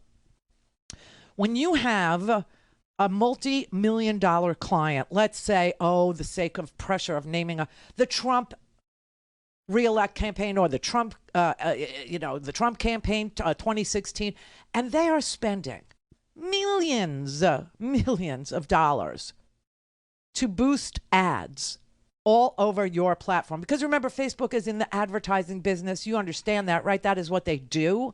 That is how they make money, that and selling your data, which is a little side, it's like a side gig, okay? Yeah. It's just an addendum to the multiple billion dollar industry of selling ads. So you've got this multi-million dollar client that wants to talk to, all of America in this hateful way. And you know that what they're saying is false, and you know what they're saying is hateful, and you know what they're saying is bizarre. And the idea that there's a pedophile ring, or that, Michael Flynn, is where we go one, we would go, and that storm is coming and there's no stopping. You understand that this is pure swill and poison and toxic and bad for the soul. It's bad for America. It's bad for democracies. It's bad for India. It's bad for Ethiopia. It's bad for Myanmar. And it's bad for Mexican drug cartels who are able to recruit. It's also bad for people who are now swept up in the sex trade, okay? Trafficking and slavery, labor, being recruited and taken to far-flung places across this planet in order to do back-breaking labor. But these people are paying you good money to advertise, good money to spread this information on in your business, coming through your doors. Do you really expect that on their own, they're going to be able to turn those advertisers away? Look at how, and now we've got this thing that came out over the weekend, Sunday night, the big bombshell, called the Facebook Papers, painting a damning picture of the company's role in Stop This Steal in the insurrection. A damning, you know what? I got news for you. The cigarette companies weren't going to stop showing you doctors in white coats selling you cigarettes and telling you that 4 out of 5 doctors recommend this, or that the recessed filter, was good for you in the parliament, right? And neither is Facebook. They're not going to stop on their own. And guess what? Now they have algorithms. What are algorithms? They're scripts, okay? They're instructions. That's what an algorithm is. It's a mathematical instruction that because they know you. In math, you have a mathematical value. And because they know you and they know your personality, they know whether or not you're triggered by aggression, or whether you respond to puppies, or whether you respond to, bad news or good news or whatever it is. And they actually allow their clients to have access to people that they have targeted as being receptive to this kind of ad versus that kind of an ad. I mean, I'm sorry, but they're never going to stop on their own. They're never going to stop on their own. Just like cigarette commercials are no longer welcome and cigarette smokers became pariahs. I know, because I smoked the whole time. I don't anymore. But I did the whole time. Felt myself getting winded walking up the stairs, and when I got to the top of the stairs, lit a cigarette. Made me feel better about not being able to breathe. So they're not going to stop until we actually make them stop. Now, if you elect Republicans like these guys that want to rewrite the Constitution, and if you don't understand that Facebook, the issue for Facebook, the issue that we have to deal with about Facebook has nothing to do with free speech. It has everything to do with data points. And we need to make sure that we have a Congress who's open to the idea that any company, I don't care what their business is, shouldn't be allowed to have that many data points about any American. They shouldn't know your favorite color. They shouldn't know whether, what your religion is. They shouldn't know, whether or not you like salad or you like beefy products. Do you know what I'm saying? They shouldn't know anything like that about you, and they know all of that about you and more. They know what kind of sneakers you buy. They know what kind of bra you like. They know that you don't like underwire. I myself do. I find it reassuring. But I mean, honestly, do you think this has anything to do with speech? It has nothing to do with speech. Nothing at all. It's math. Call in, connect. To speak to Randi, call 561-270-3844. 561-270-3844. What's on the TV? Welcome to This Is Living with Josh and Aaron Hawley. We all the time, day to day, we face those choices. Okay, today, what's going to be my priority? Today, what am I going to go after? Today, how am I going to handle the busyness and the competing demands? Jesus tells his followers that those who come to him will have life and life abundantly, or life to the full. So that's sort of the idea that we're after. There's a good life out there. Let's go and find it. Dude, you're going to make me suicidal. This is the new TV show. This is a new TV show. Feature Josh Hawley and his wife. Josh Hawley, who gave, the white power sign or whatever that was to the insurrectionists. He has a TV show. This is his TV show with his wife, where they're going to tell you about what Jesus wants for you. Jesus. It's always what Jesus wants, but Jesus is blue-eyed and blonde. Oh my God. Oh my God. I who is going to sponsor a show like that? I mean, Wonder Bread and Miracle Whip. It's not even Hellman's. This isn't even Hellman's Mayo territory. This is like freaking Miracle Whip and Gherkins. I don't even understand it. Who are the advertisers on this thing? My Pillow and Flex Seal for Christmas gifts? I honestly. But the whole country's panties are in a bunch because of Dave Chappelle on a pay channel called Netflix. Now, I couldn't talk about it last week because I hadn't seen it. And I don't talk about things that I'm not aware of, that I don't know, that I haven't really looked at, that I haven't experienced, that I haven't actually done a deep dive into. Okay? This is how I know what the issue with Facebook is, and it has nothing to do with free speech. And as many Republicans stand up there and tell you it's cancel culture, and that you have a right to be on this platform, and the First Amendment applies to private businesses, which it don't. Okay? It doesn't. Private companies can set whatever freaking rules they want about giving you service.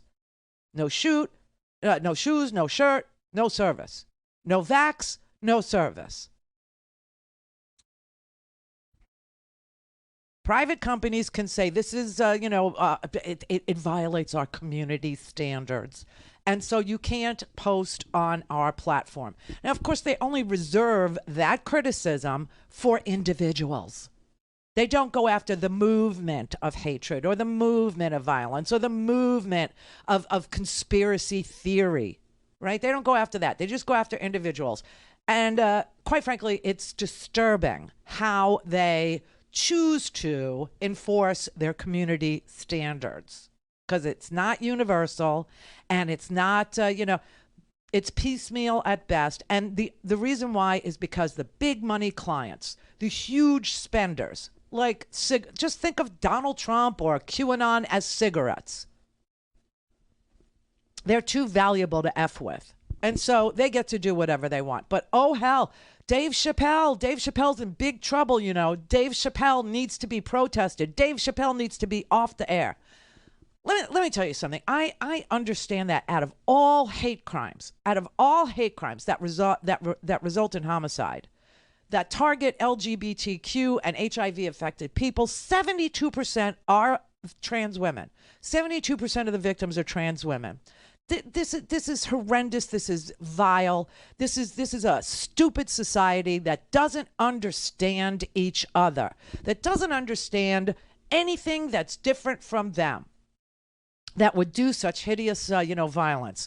50% of trans people will experience sexual assault or abuse in their lifetimes. It's even higher for Black trans people. 54% of trans people will experience intimate partner violence. 10% of trans people experience violence from a family member after they come out. That's just wrong. That's just ugly. And that is violence. Dave Chappelle did no violence. Dave Chappelle did a comedy special called The Closer. He also did another one before this one called Sticks and Stones. And Dave Chappelle has been trying to enlighten people, believe it or not, through comedy, which I think is a great tool. As you know, I have enormous respect for it. It's hard. You have to be super, super intelligent, ever present, observational, committed to writing this stuff down. You have to have courage. And you've got to be careful and clever enough to use comedy in a way that doesn't come and bite you in the ass. Everyone knows what happened to me because I was not experienced. I was not a stand-up comic, and I tried to do something I was unqualified for, and I lost my job. So I'm pretty sensitive to this particular area. Now, I do not compare myself to Dave Chappelle. Dave Chappelle is he is obviously he's a champion of this craft. He is a mega talent. I mean, his gift is obvious to anybody who will watch this. He's smart. It wasn't nothing he said was out of maliciousness. Nothing he said came from a negative or harmful place.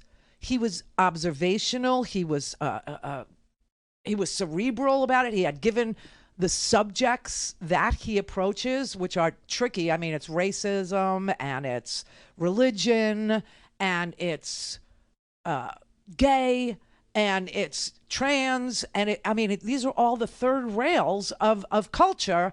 And he does it with humor and he does it with care. To look at that and say that was careless or somehow, not something that was imbued with an awesome ability to, humanize the dehumanized among us. Anybody that looked at that and didn't see that he was trying to humanize people who are victims of violence, who are victims of dehumanization, whether he's talking about black people or he's talking about transgender people or gay people or whatever, he's careful and he cares. He cares. Space Jews. That's all I'm going to say. I just want to say, for me, it's Carlin and Chappelle and then everybody else. And a lot like Carlin, Chappelle, he tackles the most controversial, the most potentially offensive topics, but both of their intelligence totally overrode everything else and you know what? It's not paved the way. There are very intelligent stand-ups who don't have empathy, like Dennis Miller. Dennis Miller is one of those. Dennis Miller is very talented. He's very quick-witted. He's very fast. He's very smart. Okay, the China White straight to the vein. That is a Dennis Miller quote. Okay, that's where I got that. And but he has no empathy. It's his way or the highway. His doors are closed. I don't find that to be the case with George Carlin. I don't find that to be the case with Dave Chappelle. I don't find that to be the case with anybody who is seriously observing mankind and all. Now, I was reading an article. I put it in the homework so you could read it too. I think it's horrible. I think it's just, it misses all the points that humor tries to make when it's smart and when it's good. One of them said from Vulture, the online critics, right? Craig Jenkins said, "You talk enough crap and you'll draw flies," except he used the S word. This wasn't crap. That's where you messed up. This is the Randi Rhodes Show. To speak with Randi, dial 561-270-3844. That's 561-270-3844. Okay, now this guy has a TV show. This guy's on the TV all the time. If they take him out, there's going to be violence in America. Oh, That's my all God. there is to it. And when we say take him out, however he leaves, there's going to be violence in America. And I believe there are people in this country, veterans, there are cowboys, mountain men, guys that know how to fight. Okay? And they're going to make a decision that the people that did this to Donald Trump are not going to get away with it. And they're going to hunt him down. I'm serious. They're going to hunt him down. I don't want it to happen. I don't want to see the country go this way. But once hell breaks loose, if these people in Washington think that they're going to get away with it, it's not going to happen. The Trump supporters are going to hunt them down. It's going to happen. And this country is going to be plunged into darkness. Okay, this guy has a TV show. And I don't see him being the subject of a walkout or a subject of a protest or a subject of conversation in any circles except for mine, okay? No one talks about the swill and the mung and the bullcrap and the violence. Josh Hawley literally pumped his fist to egg on violence on January 6th, and he has a TV show now about how to live your life with Jesus. Oh my God. Holy crap. But we need to boycott and protest Dave Chappelle. You know what the message of Dave Chappelle of this last installment of his stand-up specials? Do you know? I mean, if you watch it, you will love it, first of all. But if you watch it, you will see not just the empathy and the kindness and the super enlightened, hyper-present language that he uses when he talks to his audience and makes you laugh on top of it. But you will also not see that on any of these people's shows. There will be no empathy. There will be no acceptance. See, here's the difference between me and you. Trolls that keep calling, and you can't stop cursing, so we can't even put you on the air because you are so triggered that you can't just not say something with the C word or the F word or the B word. So we can't even put you on the air to let you air your grievances. Here's the difference. Not only can I be on the air all day, every day without cursing at all, for years, somehow I managed to express myself without calling you a see you next Tuesday. Somehow it's possible to be passionate about what you know and try to share it with other people without using the F word. It is. Not only can't you or won't you do that, but you spend your weekends going to QAnon conferences, and I spend my weekend watching Dave Chappelle. Therein lies the difference. I understand what Facebook is doing to you, and you don't. I understand that no company should have that much data about you, no matter what your proclivities are, no matter what your political persuasion is. No company should have that kind of data on you. You shouldn't have to pay to be private. You shouldn't have to pay to secure your data. I'm trying to tell you that this is not a speech issue. This is a data issue. This is an issue about corporate America literally getting in your head and triggering you to violence because that is what people like this guy, Rick Wiles, people like Bannon. This is what people like, what's his face? Jason Miller. This is what Trump, they're all about violence. They're all about us being ready to hurt each other, and some of you actually doing it. They're all about it. And so what do? So they infiltrate peaceful protests. They infiltrate all kinds of, people who are more like me than are like you. And they get the most violent of you to infiltrate the most peaceful of me, who have just had it. We're sick of the violence. We're sick of the roughing up. We're sick of the lack of presumption of innocence on the part of people with power, with awesome power, with firepower, for God's sake, coming at people who don't mean anyone any harm, like, George Floyd. George Floyd didn't mean any harm to any body. Eric Garner wasn't harming anybody. Tamir Rice was a little boy. A little boy playing with a little toy gun. Didn't mean any harm to anybody. But the people with power are free to go about using their power in the most heinous, violent way. And the people that respond to that heinous violence in a positive way and say, yeah, just comply. It's funny because you won't comply with a vaccine mandate, but just comply, right? They know who you are, they know where you are, and they trigger you over and over again to make you even more and more violent against people that mean you no harm. Mean you no harm. They just spend their weekends differently. And that's pretty much it. Is everyone in this country ever going to agree on politics or religion? That's funny. But the idea that it's come to this point where we're ready to start a civil war or we're ready to do ethnic cleansing like Myanmar, all because Facebook has too much information about too many people stored in code, in mathematical code, and that the algorithm assigned to distribute materials to you, the algorithm, the set of instructions, the map that sends you stuff, knows you better than you know you. And they do it because they want you to stay longer on their platform and scroll some more so that you get hit with more ads, because the more clicks, the more money they make. Holy crap.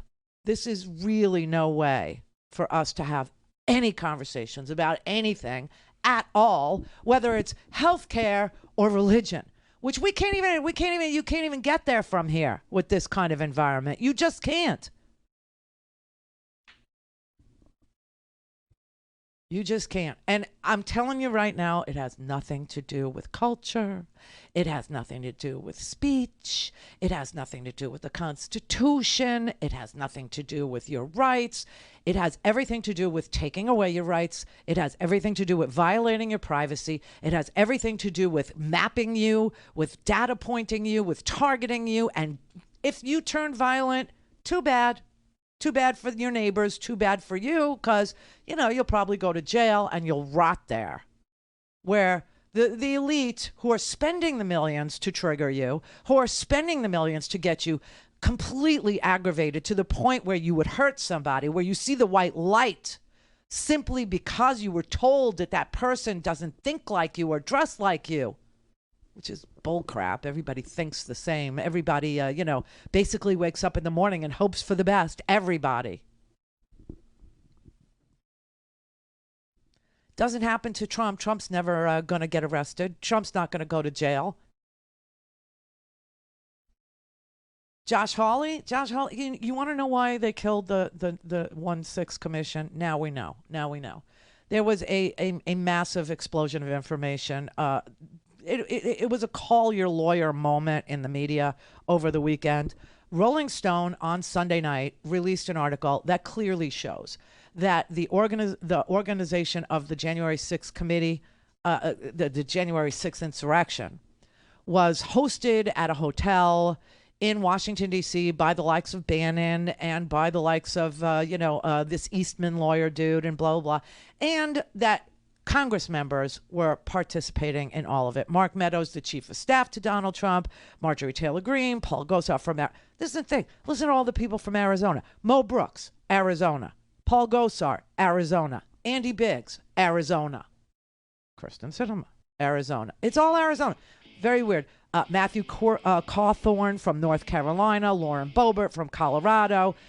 These were when Donald Trump said, just say that you have some questions about the election and I'll handle it with the R's in Congress. That's who he was talking about. And now there's bombshell information that serious reporting has produced. I mean, you have 17 news organizations all comparing notes on the Facebook debacle. And now you've got some serious journalism going on with regard to the January 6th commission. And you realize why the Republicans didn't want it to be put together, because they're guilty.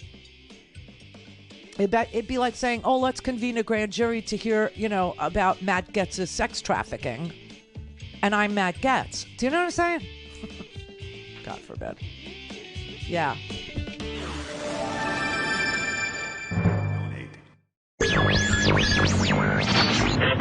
Mary had a little man. The fault. We believe that all men are created equal. To the magnificent mosaic that is America. From radio beacon to radio beacon. I have a dream today. Change has come to America. Believe me. Help is on the way. Knock, knock. Who's there? It's a figment of your imagination. Randi Rhodes Show.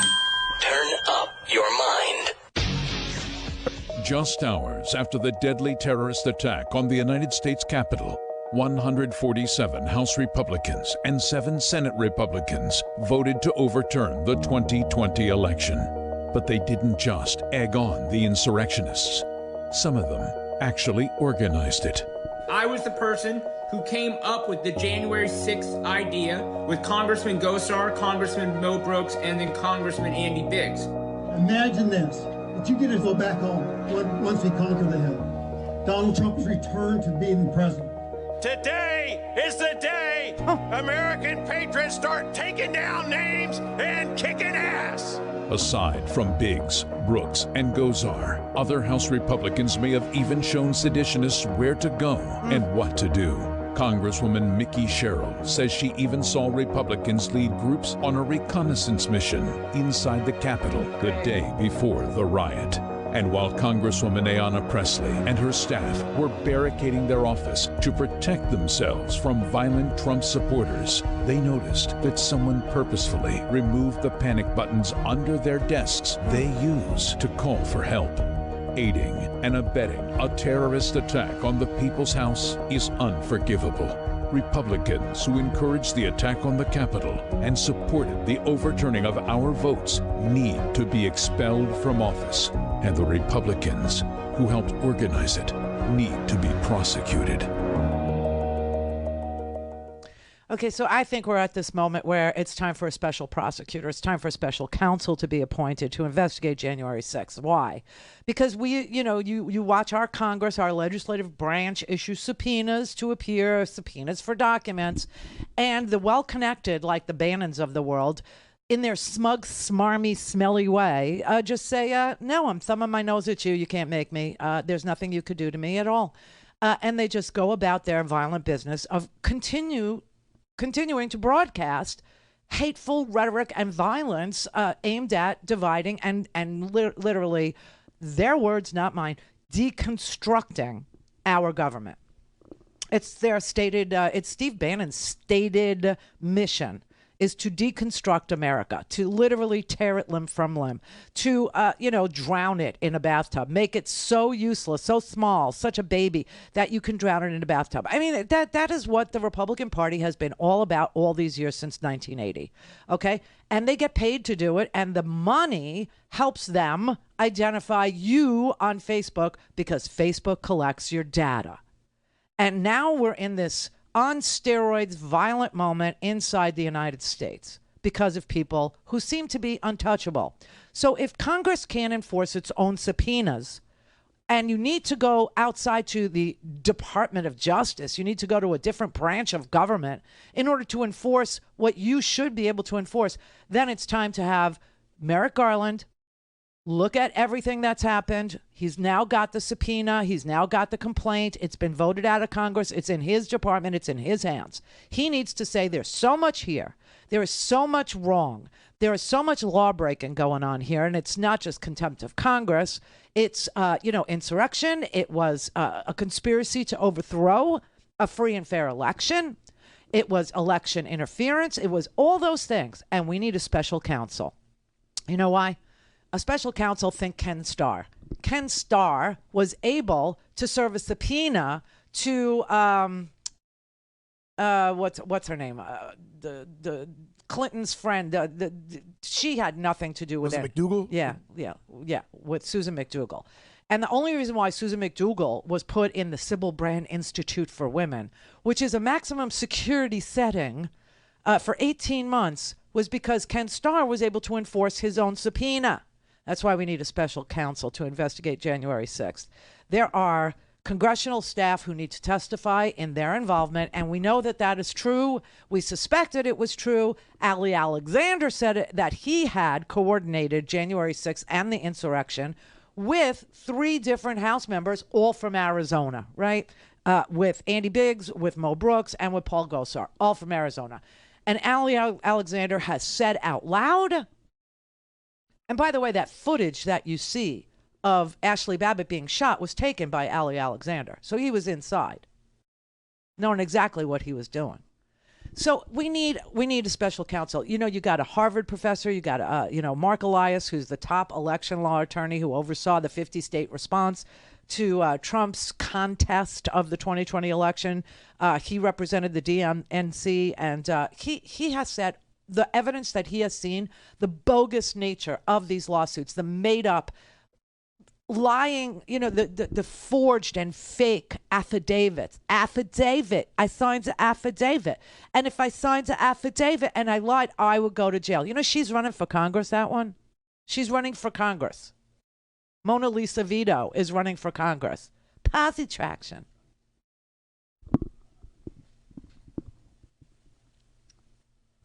Seriously.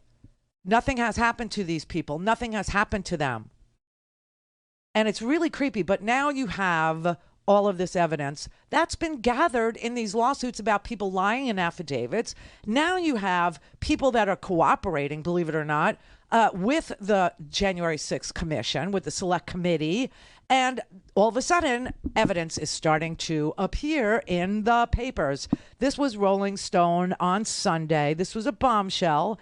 And what it showed was that the sitting Congress members in the Republican Party, who were, willing to go this far, were communicating, with each other, were communicating with Donald Trump. There was a war room, an actual war room. Isn't that interesting? Steve Bannon doesn't know many words. He calls his own show the War Room. This was the war room at the Willard Hotel. Why? Because Trump's property was too expensive, or was it too obvious? I don't know. But they had a war room at the Willard Hotel, and that war room was there for weeks ahead of the insurrection, and it stayed there during the insurrection. And when you think about Roger Stone outside being protected by the Oath Keepers outside of the hotel, remember that video? That was the Willard Hotel that he's standing in front of. And so you've got all this evidence piling up, and now you got some people who are cooperating. And they are cooperating with the Select Committee, and they have started to share new information about what happened on January 6th. And as the supporters were storming the Capitol, two of these people have spoken to Rolling Stone extensively in the last weeks, and they detailed explosive information that multiple members of Congress were intimately and immediately involved in both planning for January 6th insurrection and in planning to overturn the results of the election. And yes, hundreds of calls were made. Hundreds. Calls were made to individual legislators in state legislatures.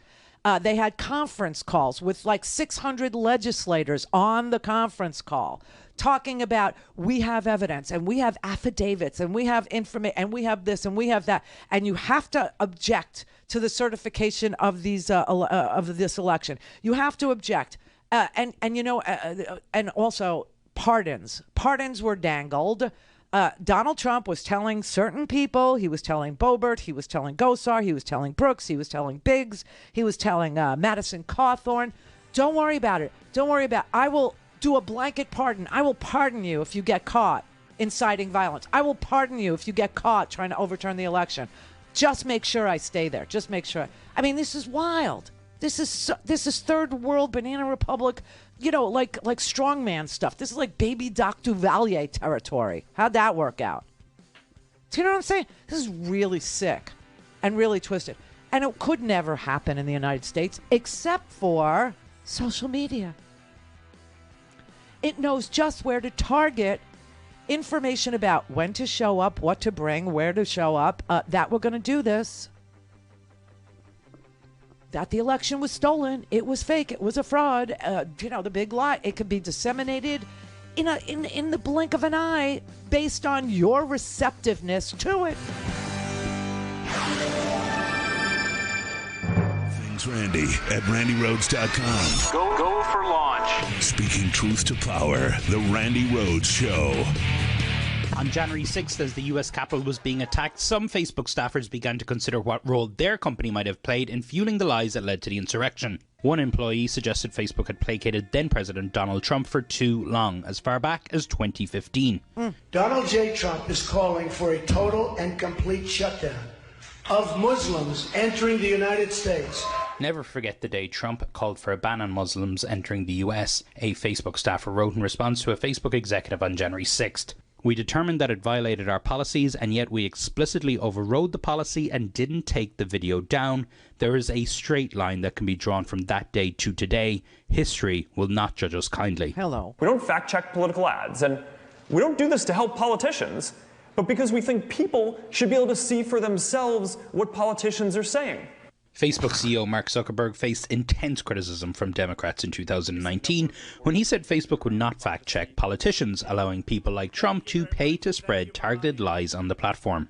Leaked internal Facebook documents reveal the company's own research showed that people trust information shared by politicians more than regular users, making politician-shared misinformation especially believable. Facebook even ran a focus group of users in Chicago, according to the leaked documents, during which people told us that Facebook has a greater responsibility for labeling the false content shared by political leaders than they do for ordinary users. But still, the company's executives stand by their decision not to fact-check politicians. And last summer, when Zuckerberg refused to act on a Trump post that threatened looting in Minneapolis would lead to shooting, employees pushed back. At least one person even left the company. So, why did you quit? I've seen a couple times now that Mark doesn't uphold his principles. Zuck has told us over and over that calls to violence would not be tolerated on the platform, even if they were by the President of the United States. An internal Facebook memo in August 2020 noted Facebook's decision-making on content policy is routinely influenced by political considerations. It's routinely influenced by money. That's just the same as the cigarette manufacturers, okay? It's just exactly the same. There's lobbyists up there, there's money up there, there's donations up there, there's all kinds of stuff, okay? And this is no different than the toxic nature of cigarette smoke, okay? There's nothing different about it. And unless and until people who are high on Facebook or people who are imbibing or people who are inhaling Facebook understand politicians lie. They are not to be trusted more than, people like me. Politicians are not to be trusted more than fact-checking newspapers or ombudsmen or fact checks in the Washington Post or the New York Times. The second you start telling me politicians are truth tellers, you've lost your mind. You are addicted. You're addicted. It's time to detox, everybody. Time to detox. Get the Narcan. Get the Narcan, Junior.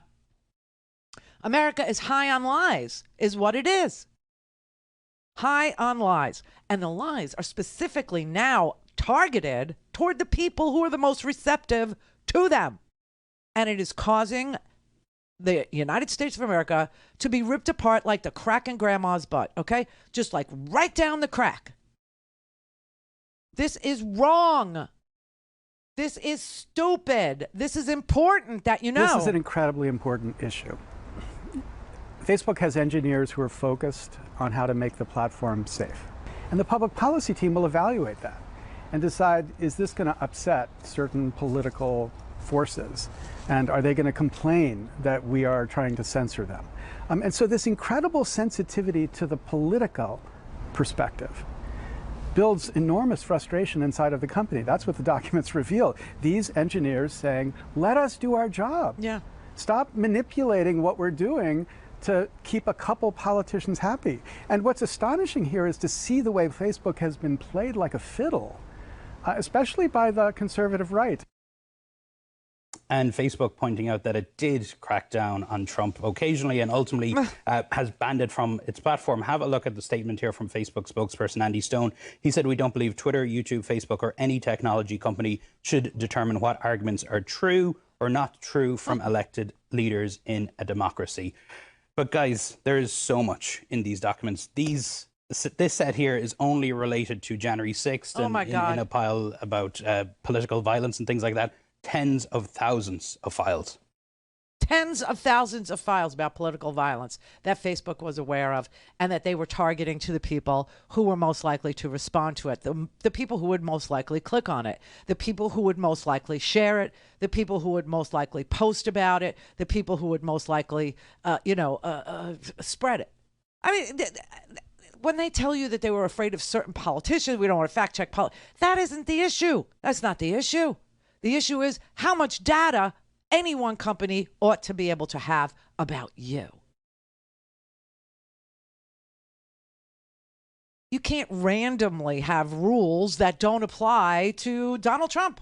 You can't randomly have rules that don't apply to hate speech. You can't randomly say Dave Chappelle is bad and Rick Wiles, who is sitting there saying, hey, we'll take them out. We got veterans and mountain men. We got police officers. They'll beat you. They'll beat you.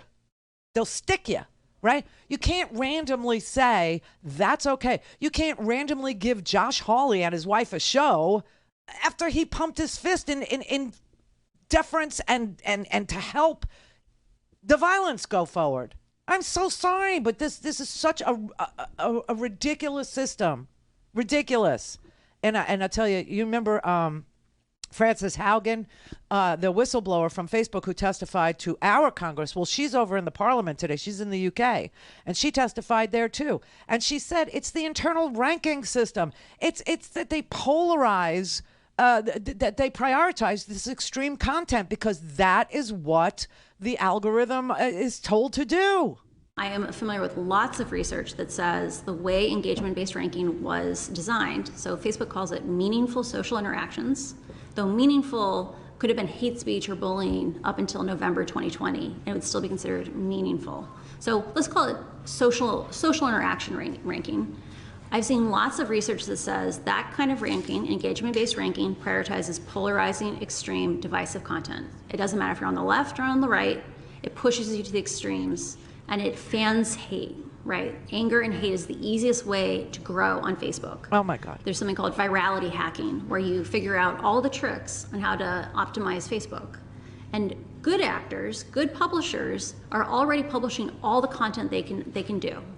But bad actors have an incentive to play the algorithm. And they figure out all the ways to optimize Facebook. And so the current system is biased towards bad actors and biased towards people who push people to the extremes. Great. What could go wrong? What could possibly go wrong? I mean, this is just, this is insanity. This is really, and we're doing it to ourselves. And this is why, people are saying, oh, delete Facebook, delete Facebook. I thought about it. I can't do it. Know why? Addicted. I'm not telling you to do anything that, I haven't considered doing myself. I don't preach like that. But I know we're all addicted to it. We're afraid that we'll lose touch with the girl from 7th grade. It's an elaborate birthday calendar for me. Yeah, that too. 5 friends today are having birthdays. Oh, good. Good thing I have my Green Mountain subscription up to date. I can send some stupid card that I didn't pick out myself at all.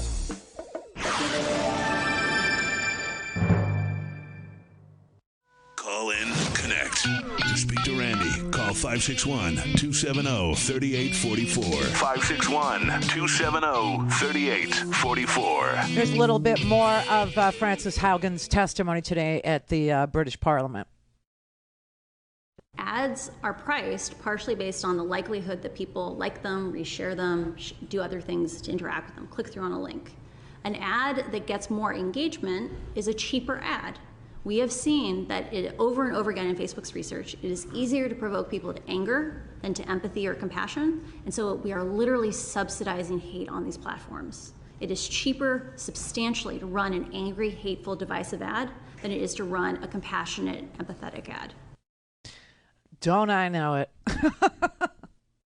Don't I know it? I mean, it's just this is where we are. This is what Facebook has turned us into, based on, hey, don't you want to figure out where your 5th grade pal, ended up? Your 5th grade friend from Scottsdale. Don't you want to know what happened to her? I mean, this is just so, it has turned into a major ad factory. And its success is based on having data, having your personality profile coded for them, knowing everything about you from your favorite color to what triggers you. I mean, and everything in between. What's your attitude about vaccines? What's your attitude about, African Americans? What's your attitude about Jews? What's your attitude about women? What's your attitude about Trump? What's your attitude? I mean, it's so vile. There is no privacy at all that's left for anybody. And it's all about likes, and it's all about shares, and it's all about keeping you scrolling, and this is television on steroids. This is really, they used to say, oh, the TV is the babysitter, and this TV generation, you're going to grow up, you're going to eat like a tube, you're going to think like a tube, you're going to dress like a tube, you're going to behave like a tube, you're going to do everything the tube tells you to do. This is worse than the tube, okay? The tube now knows you. It knows you.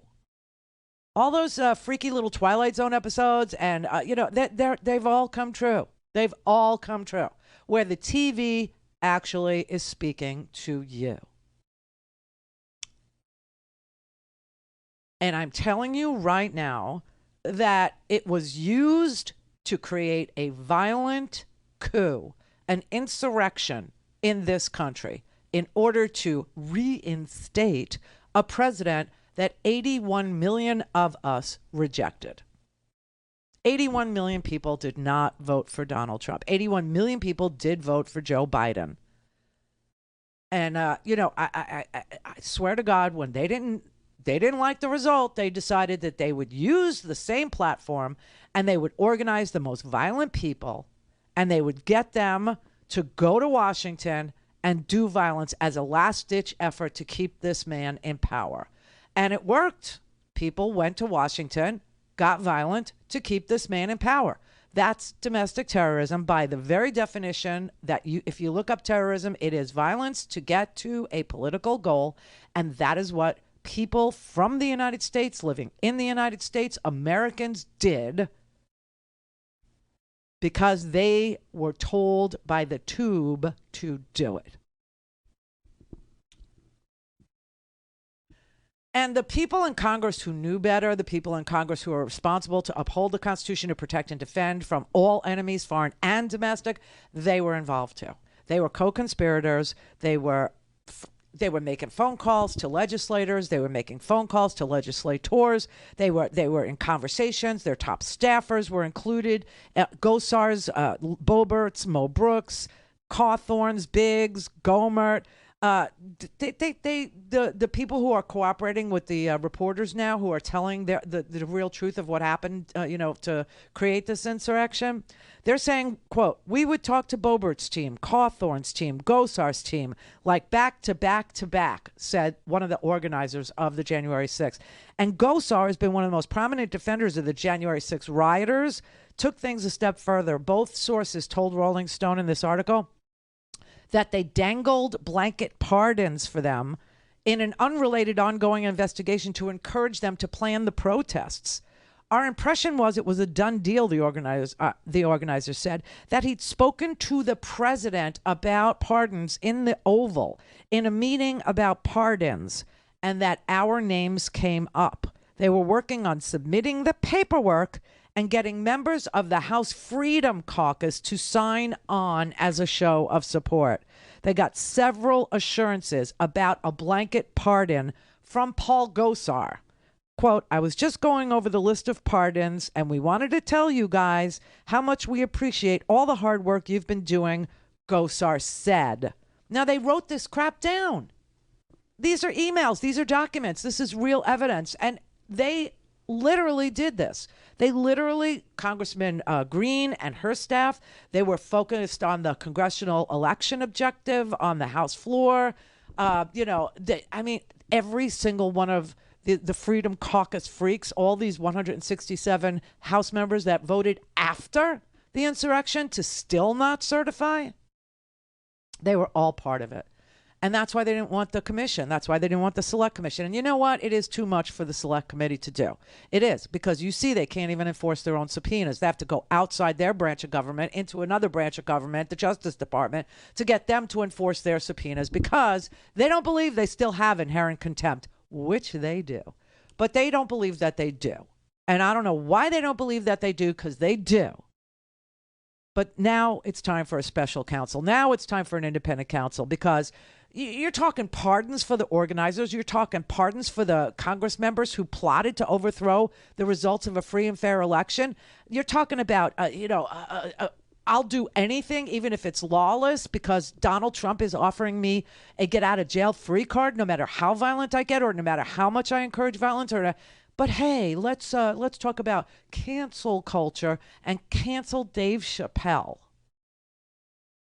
This really freaks me out. It really does. All these asides, all of these, let's blindside you with that. Oh, Alec Baldwin was on a set doing a Western, and he was supposed to, handle a gun in a certain scene in this Western. And guess what? A couple days before they were getting ready to shoot the scene, the union went on strike, and they hired a bunch of scabs to come in and do the safety jobs. And the gun wasn't, safe to use because the scabs didn't know what their job was. Let's talk about that for 3 weeks. Hey, a white girl and her boyfriend went on a road trip in a van, and she never came home, and now he's found dead. Let's talk about that for 3 months. I don't even know why. I mean, they must know that there are certain things that trigger you, certain things that you'll watch, certain things that you'll pay attention to, certain like murder mysteries or true crime or something like that. It's just, but here we are trying to orient you into a world that is literally blowing apart because that's what Republicans want to have happen versus Democrats who want to help people survive it all. And guess what gets clicked on more than anything? The hateful stuff, the ugly stuff, the ridiculous stuff, the stuff that won't put a penny in your pocket, that won't help you with your, broken bones. It won't do any good for you ever. But that's what you're interested in. I for the life of me, why? This is the Randi Rhodes Show. To speak with Randi, dial 561-270-3844. That's 561-270-3844. What else have you learned from going through these papers? So we're going to be hearing so much in the coming days. This leak is this reporting is part of a consortium, 17 U.S. news organizations, including CNN, starting to publish a lot of stories over the weekend, but especially today. We have been hearing, this goes so much beyond January 6th. We've been hearing about how Facebook has been used to fuel sectarian violence and tensions in India. That's actually Facebook's biggest market.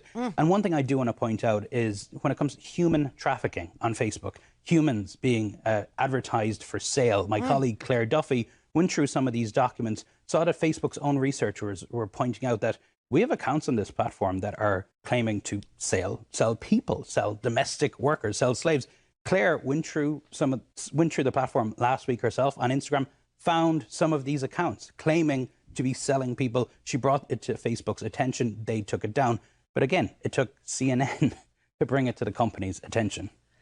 I mean, for you people who are part of this crazy conspiracy thing where you think that the world is being run by people who traffic in people, you're on a platform that allows people to sell people into slavery. Domestic workers and hospital workers and field hands and all these things. They literally, I don't know why you won't wake up. I don't know what it is that you've turned the whole idea of being woken up, of being awake, into a bad thing with this woke thing, which I hate. But only because you have made being awake into a bad thing. And my theory has always been this.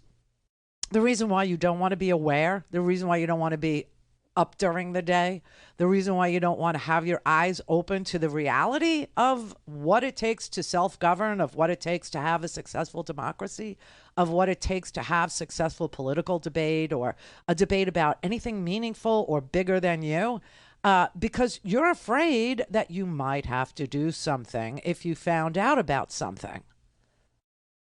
And you don't want to have to do anything to solve any problem unless it includes violence and killing things. And I'm sorry, that's just never, ever going to solve your problem. It's going to create problems for you, but it isn't going to do anything to solve any of society's ills. It's not going to do anything to make this a more compassionate, empathetic, understanding, hyper-aware, hyper-awake, hyper-alert, society. It's just not. It's not. Everybody's going to be siloed. Everybody's going to be in their own little comfort zone. No one's going to talk to each other. No problems get solved. And it just keeps repeating, keeps repeating, keeps repeating. And as it's repeating, the rich are getting richer. And as it's repeating, you're getting poorer. And that's the difference. I'm telling you right now. So we have this Build Back Better, which I don't want to talk about anymore because I think everybody understands what's in it. There are an enormous amount of things in it. Everything from climate, hey, what do you got out there in Northern California and Washington State? You got pounded by rainstorms in a weather event called a bomb cyclone. That sounds like a Bond movie. That sounds like something a Bond villain actually threatens the world with. You know what I'm saying? It sounds like, hey, give me all the gold in Fort Knox or I'll release the bomb cyclone. Except the truth is much more prosaic than that. The bomb cyclone was unleashed by the fossil fuel industry and climate deniers. Holy crap. They call it an atmospheric river. An atmospheric river. That doesn't sound scary at all. It sounds like, some artwork that you see at the Holiday Inn. Atmospheric river. You know what I mean? Or something that needs music and a joint. Let's watch the atmospheric river. What's it about? Nothing. Okay. I mean, what's it going to take, people? Louis in L.A. Randi, Yeah. You're on fire. Oh. I agree with everything you're saying, absolutely everything. But I did call you to talk about this guy, Rick Weil. Oh God! I mean, it's toxic. It's literally poison. It's poison. Well, here's what I called you about because we're running out of time here. I called to say that we got to push back on this. We who are on the other side of this debate have got to organize a big march in Washington and maybe all the other cities. And to say there's more of us than there are of you, and we're not going to have you keep telling us we're a bunch of big wusses. We're not. We're not going to be intimidated by this. We're not on your side, and you keep saying, we're stronger. We got mountain men. We got cowboys. Well, we got mountain men and cowboys too. The thing is, the thing is, here's what we're up against. Okay, the thing that we're up against is the actual promotion of messages like his. And the demotion of messages like ours. That's what we're up against. And this is why we can't figure it out, because nobody's ever really told you what is going on. And what is going on is very simple. There are personality profiles. These companies, the Facebooks, the Instagram, Instagram, they follow you wherever you go. They know everything you post. They know every place you've been. They know where you are right this second. TikTok is even worse. TikTok tracks our kids in real time. I mean, it's like it got GPS where any kid, any person that TikToks, they know exactly the latitude and the longitude of where you are when you're doing it. This has got to stop. No company should have that much information about any other human being in the United States. We have a right to privacy. Well, I agree with you, but we have the same access to information. It's not like being liberal gives you no access. We have plenty of access. No, we don't. This is the whole point. Those people that are receptive to those kinds of hateful, disgusting, violent messages are prioritized. Stuff like that gets promoted by the logarithm, by the algorithm, by the actual instructions inside the Facebook. It knows that it will get much more traction from those hateful than it will get from me. Okay? And so it demotivates or it de-emphasizes stuff like this, and it promotes stuff like that. And the reason is because it's a business and it wants you to stay longer. And I've always told you, even in radio, when people hate you, they listen longer. That's just a fact. And Facebook has taken it to the nth degree.